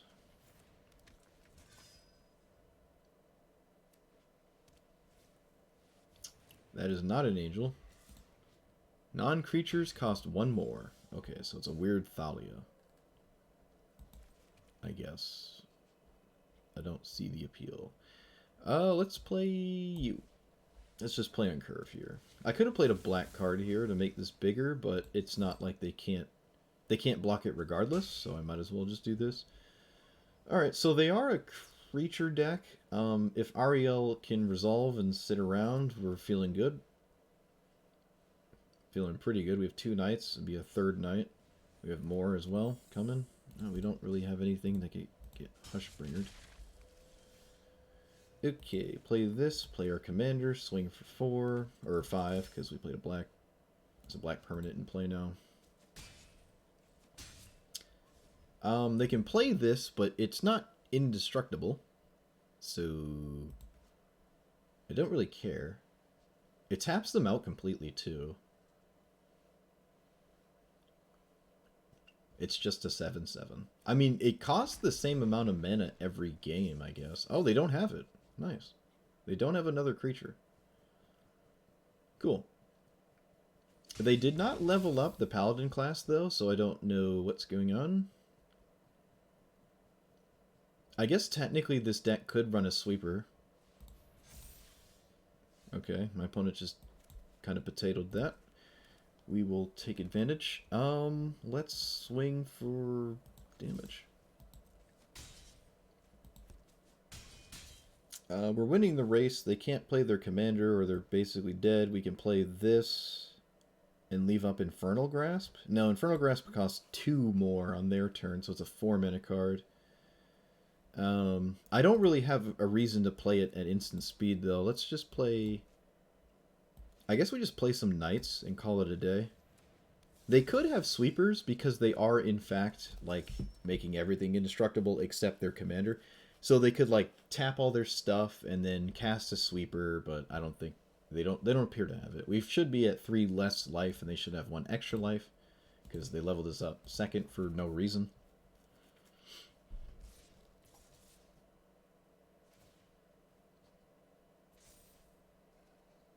Eight, 9, 10, 11, 12, 13.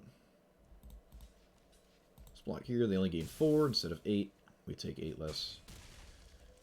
They're at 14. We have 1, 2, 3, 4, 5, 6, 7, 8, 9, 10, 11. Oh my god, we killed them with the, we killed them with Curry Favor.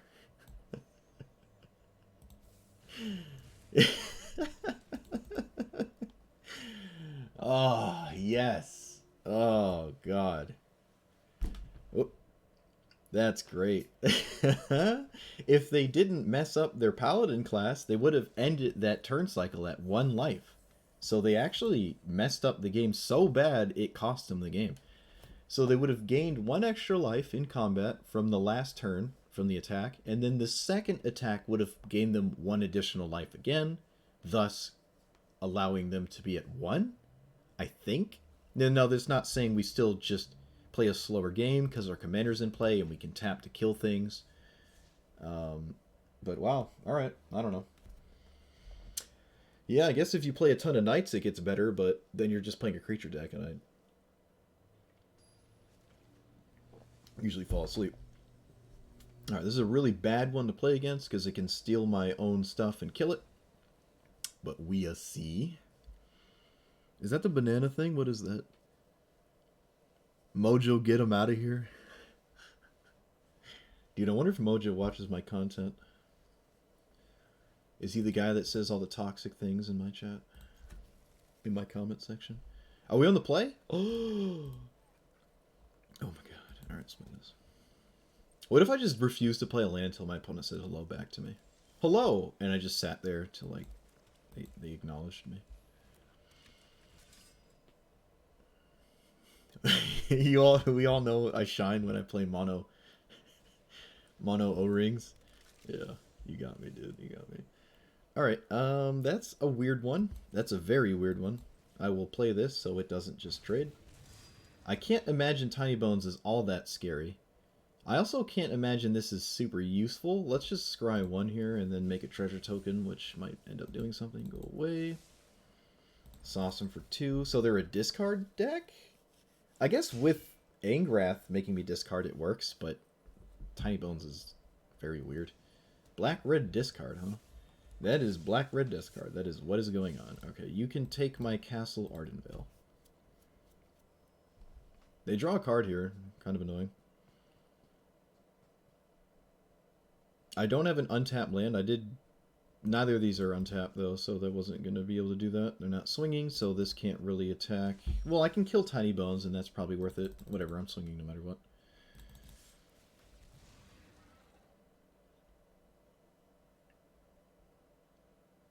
Oh, don't have Lightning Bolt. Really? Come on. Oh, thank God. Thank God. I was going to get mad.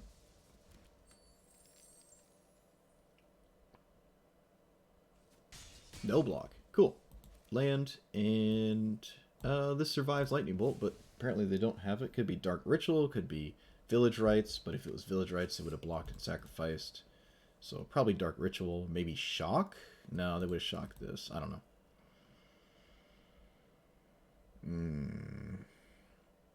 No, he's mostly an Alchemy player in Standard? Okay. Alright, there's no real effective... well, I mean, maybe all of them? I don't know. Discards and sacks. Okay. Get rid of Celestials, which should probably not be in the deck anymore. And sacrifice my Wintermoor Commander? I guess? I don't know. It's better than... Yeah, it's worse than the other two. Yeah. I don't have a third Knight, though, so I can't kill Rankle, but I can kill Tiny Bones. Oh, now I can kill Rankle. I think it's important to at least try to kill Rankle, so let's do this. Let's swing. Probably could have waited, but I didn't. None of these are great. Let's just steal a life from them. I could do this to make it so Rankle couldn't hit me, but I can just kill Rankle, given the board state. Opponent is really, really banking on something spicy. Alright, so we finally get to activate Aryel here. Could have done it on my own turn, but I didn't.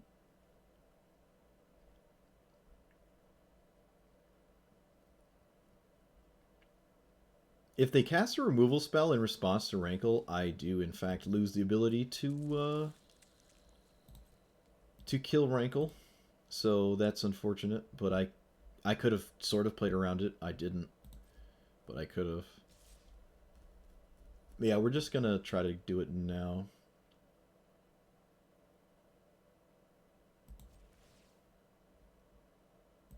Oh. Oh. Doesn't work like I thought it did, huh? Whoops. This taps itself. It doesn't work. I did not have 3 Rankle, I did not have 3 Knights to tap. Alright, never mind. Never mind.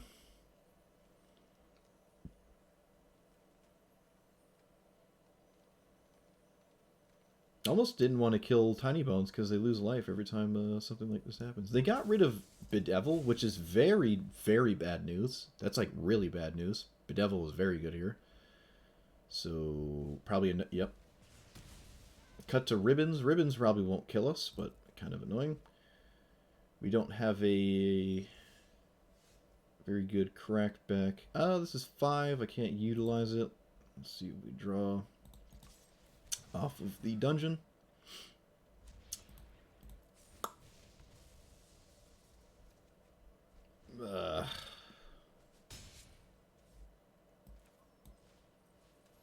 Yeah, this is bad. Alright, so now they get to Angrath steal my Nadar, and then it dies? I don't have any cards, but now Rankle just infinitely hoses all creatures forever, because I can't develop a board, because it sacrifices a creature every time.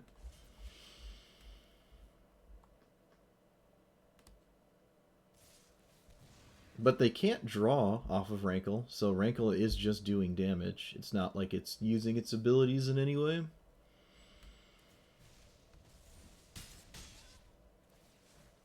You're starting up soon? Oh, you're going to make content yourself, I take it, is what you mean? You're going to make historic Brawl content? The old Histy Brawly? Search for glory for literally nothing. This dies to Rankle. It doesn't do anything. It forces them to sacrifice their own Rankle if they don't have a creature. Forces them to sacrifice anything they play if they don't have a creature.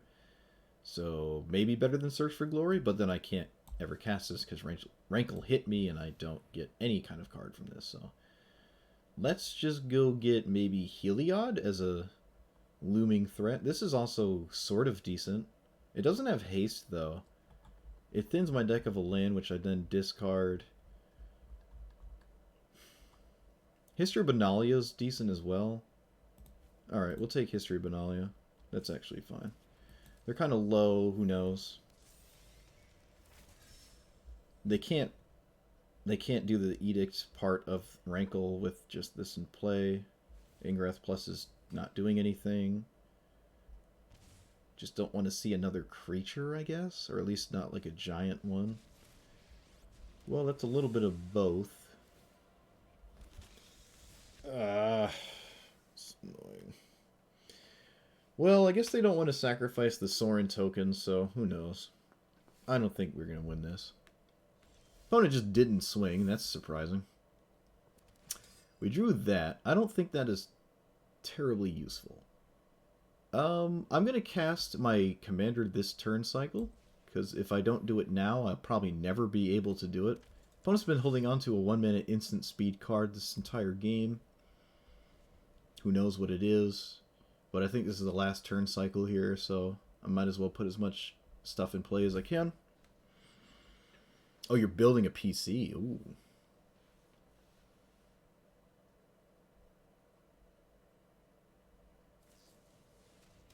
They gain 4. Very bad.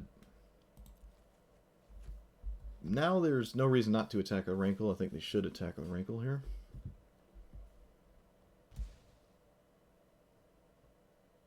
I could kill Rankle and Mortify, but then I don't have my commander in play. Who's online? I usually never have anyone online. That's funny.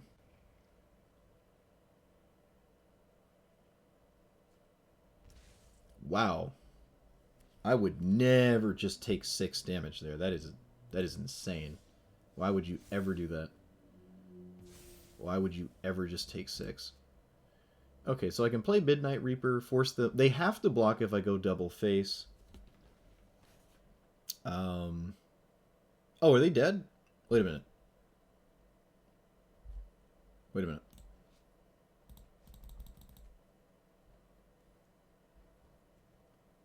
Wait a minute. 7?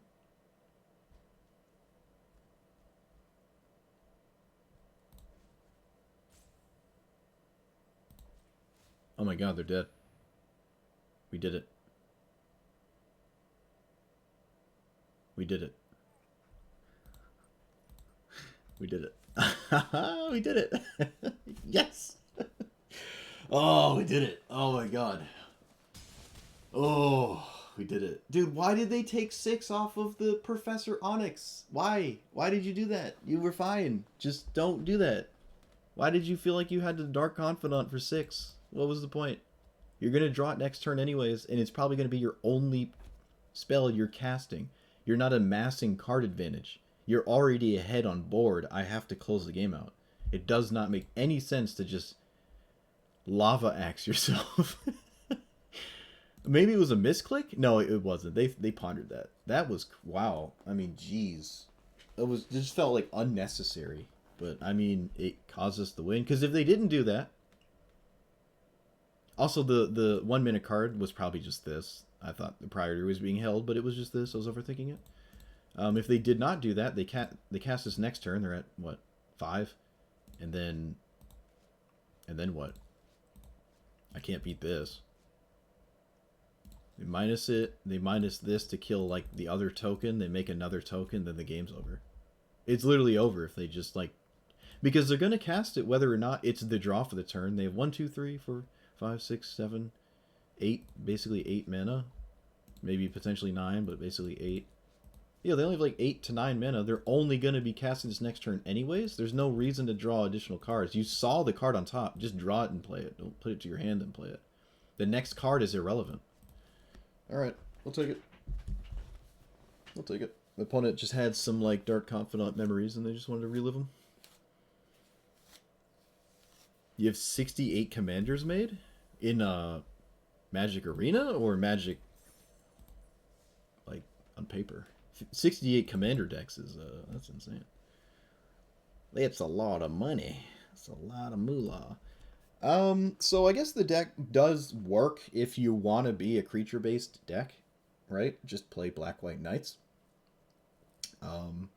I don't like playing creature-based decks, even though the wins are kind of cool when it's like back and forth and, you know, oh, we pull ahead just barely or something. You know, some cool games like that. Could have saved myself probably an hour of this video just going all in on the Knight thing and doing what the deck wants to do. The Liliana player had Meat Hook Massacre. If they just didn't have a sweeper, they were dead on the spot. If you find that kind of gameplay interesting, then this is the deck for you, because that's all this deck does. Doesn't appear to function too well as a value thing. You're just literally trying to kill your opponent. With that being said, I might drop Mastermind's Acquisition, because we are interested more in curving out than we are getting value cards out of our deck. Or the best, you know, essentially drawing the best card, quote-unquote, for 4 mana, what a tutor would be at 4. Actually, Gideon seems decent. Both Gideons are alright. I think the 3 mana, well, Blackblade is a little bit better than Trial. Just a wee bit. I don't think this is enough auras, really, to do this. There's no reason to run Dub. So, I don't know. I don't think that's up here. Oh, an Arena? Yeah, okay. What else? The protection spells are cool. I mean, they're even better if you have more creatures in your deck. Wedding Announcement is good. I know this card sees a ton of play in Standard. Standard is like literally mono white and that's it, which is kind of rare. You don't really see white cards be the most played thing in Standard. It's not typically the thing that happens, other than like some kind of mono white aggro deck. But it seems as though the mono white aggro decks have a few cards that also go into every other deck. Like every single competitive deck in Standard right now runs the Wandering Emperor, and they run like 3 to 4 copies. And thus by extension, every single competitive deck in Standard is white, or has white in it. I think it's like 62 or 58% of the meta last time I saw had some form of, oh jeez, Wandering Emperor in it. Actually, I think it was like 66%. I think it was about 2/3. Whenever you end step, put an invitation counter. Attack 2 more creatures, draw. Otherwise, just make a 1/1. Yeah, it's basically the Glorious Anthem on steroids. You don't get the Anthem immediately, but you get card advantage, which is kind of just really good.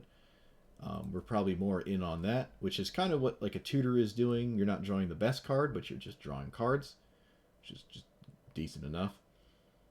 We'll probably never actually have, what, 6 + 4, 10 mana to kick this, and at that point you'd rather actually cast Ulamog.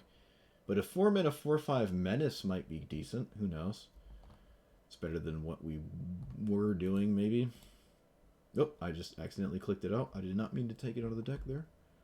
But it would be one of the first cards I would take out anyways. So I guess that worked out.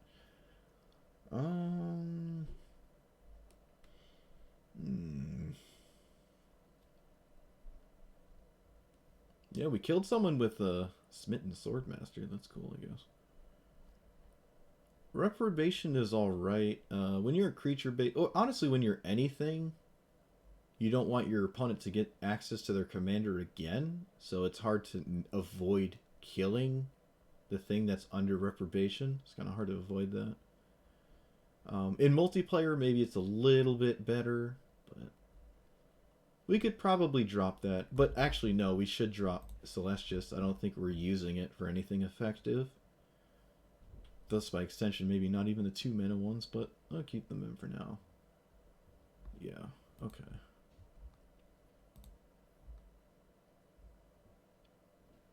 I don't like just one discard spell, and we're not going to run all of them. I also don't think I like Blood Artist too much. You spent all your wild cards trying to make jank Aryel. You just waited to see what cards I suggest. Day late and a dollar short, dude. Day late and a dollar short. But honestly, it really did just boil down to play all the knights available, and nothing else mattered. Cavalier of Dawn and Knight's Charge is kind of the only thing that's really good, because you can loop these back and forth. Every time Cavalier of Dawn dies, you pick up Knight's Charge. You sacrifice Night Charge, you get all your knights back, which is Cavalier, and they go back and forth. Other than those two cards, you can literally play anything with the word Knight in it if you care about these abilities specifically. Which did not really come up at all. Like, at all. We really didn't... I don't think we ever made a token, and we killed 2 creatures. Ever. That's it. Those are the 2 things we did. We killed 2 creatures. One of them was a crab that had no abilities and was useless. And the other one was a Tiny Bones, which I guess kind of helped us. But if we... Funny enough, if we did not kill the Tiny Bones, they would have lost... Oh no, if we didn't kill the Tiny Bones, they would have drawn Professor Onyx and not Dark Confidant at it, so... Sorin the Girthless.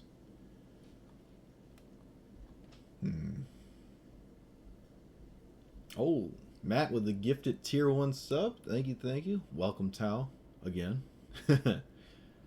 I do like this card, especially in mono black, but it never winds up being great, unfortunately. We could maybe run Settle the Wreckage.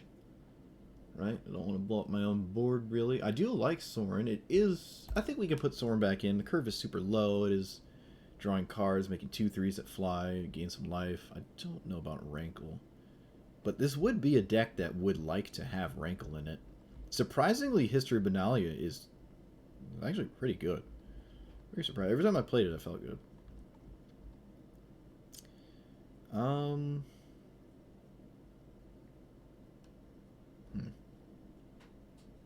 Yeah, that's fine. Yeah, I think this will be the final list.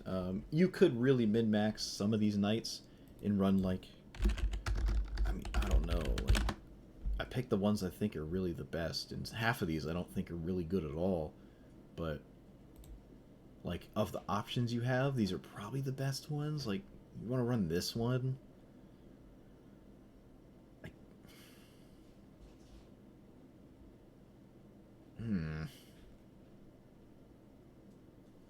I guess, I mean, more creatures the better, because you're just... I don't know. I mean, it's really up to the individual, right? Like, how many more knights you want to run, right? I mean, there's not that many. You can just filter by night and look at them all, and then decide how many you want to run, or which ones you don't want to run, and what the rest of the deck will look like. But given how the deck ended up playing, I think this is just better than what we started with by a landslide, because now we're on the aggressive kind of thing, and not really on any sort of black-white value plan at all. And that wound up just not only having the games end very fast, but the games having a chance to end in our favor. I think this is a little bit better. With that being said, let's fix the mana. Let's make sure there's more white than there is black. There's only 1 triple black, a bunch of double black. So we can actually fix that, because initially it wasn't like that at all. Something like that, maybe even down another swamp. You do at least want to curve out 1, 2, and 3. So you got to be careful with your tap lands. Like, we're never really going to use Campus for his ability. It's just a 2-color land, right? So maybe that could just be another basic. because you are 2 colors, you could probably get away with it a little bit. With that being said, I don't think I like Great Hole at all, so that could probably just be another swamp. The Thriving Lands, just these tap lands, dude, I swear, drive me crazy. Maybe you can drop the Thriving Lands for Terramorphic Expanse and Evolving Wilds and stuff, because thinning your deck of a land isn't entirely useless, especially when you're not constantly looking for lands. Getting your lands out of the deck could theoretically be better. Actually, with that, I will drop the Thriving Lands and put it in the Search Lands. Evolving Wilds and Terramorphic Expanse. Wait, where's Terramorphic? I'm pretty sure Terramorphic is in this deck, in the game. 99.99999 certain Terramorphic. There it is. There it is. I just didn't see it. Yeah, that's just better. Just thinning your deck. It fixes your colors, and ever so slightly less likely to draw land is any kind of victory in your favor.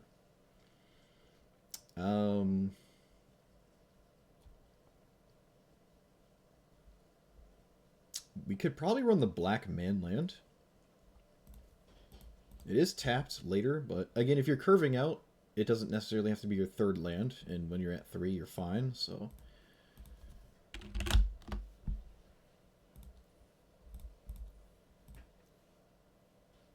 Oh, whoops. Yeah, Hively Eye Tyrant, that's fine. Thoughts on cards like Icon in Vanquisher's Banner?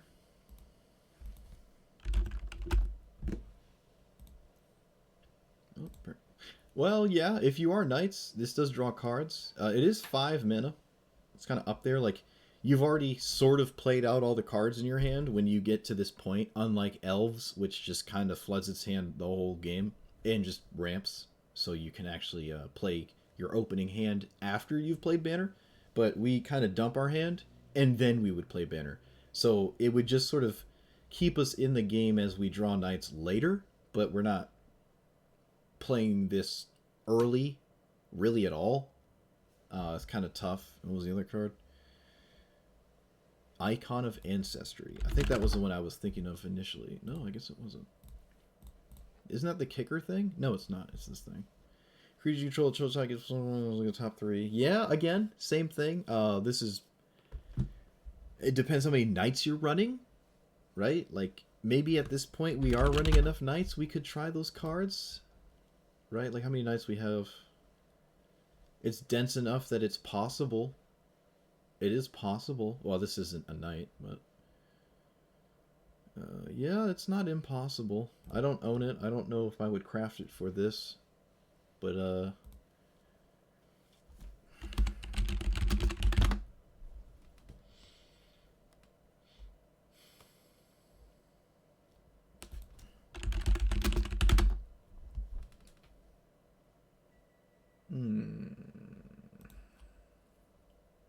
why is it not... Oh, okay, they're here. They're here. Never mind. Yeah, the same argument goes for Herald's Horn, right? It's funny, I just don't own these cards because these are not the kind of cards I ever play, but... You could also play this, right? Because you can name Knights and then sweep your opponent's board and keep your Knights around. Kind of weird, but yeah. Same with this. It's another creature-based thing. Like, tribal decks do like the tribal cards. I think Slivers have the easiest time with it, because Slivers... You can play a ton of Slivers and be happy. You can't play a ton of Knights and be as happy. If this was regular EDH, I like these a lot more. But in Historic...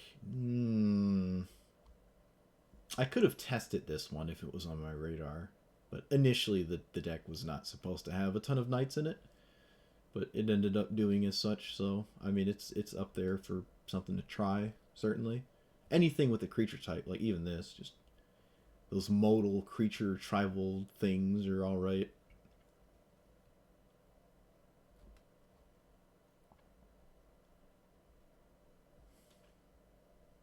I do kind of like Radiant Destiny.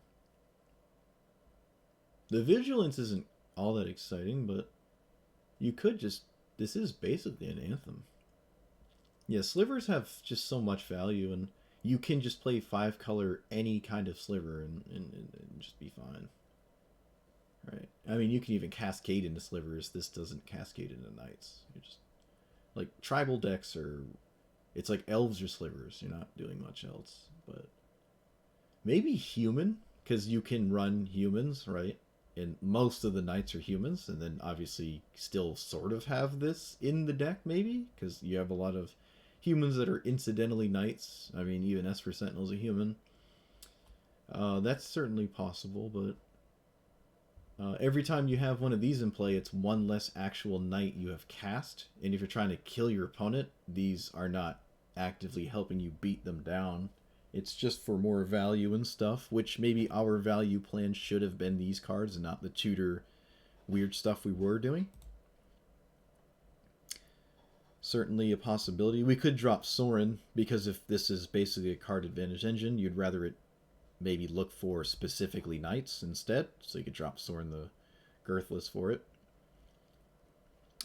I still like Oketra, just making 4/4s and having a thing in play that is almost impossible for a non-blue deck to permanently deal with is just hilarious. It wound up beating the 5-color sliver deck, really. Well, that in the Knight's Charge did it. Yeah, the human general, the black-white human general, and there are probably enough humans to try that.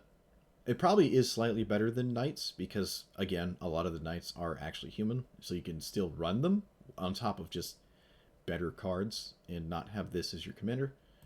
But that is a different deck. General whatever his name is. I don't think I've ever played against it.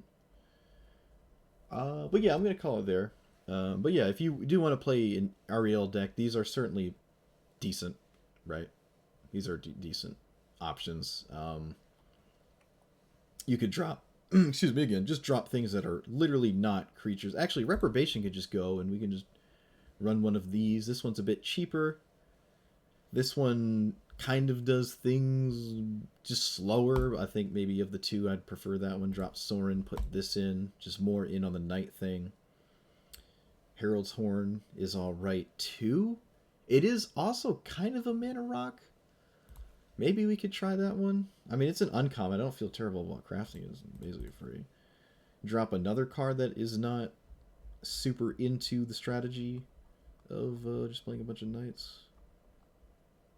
Mortify seems kind of weird. It's like a wonky spot removal spell. We could probably just drop that. Usually on turn 3, you would rather cast a 3-drop than just Mortify, right? So, but yeah, I'll call it there. Yeah, very good stream. Thank you. Wasn't the best showing at all of any kind of deck that I tend to play, so I apologize for that. But at the end of it, it did wind up getting a little bit more streamlined into a kind of deck I, yet again, don't tend to play, but that's besides the point. So yeah, thanks for watching. Let me know what you would and would not run. Hopefully I, at least at the very end, elaborated enough to give you some insight on how to at least try Aryel. Do be liking, commenting, and subscribing. Thanks for watching, guys. And I will see you next time. Yeah, thanks for the frequent uploads. Oh, there'll be more Thursday with the whole new set. Yeah.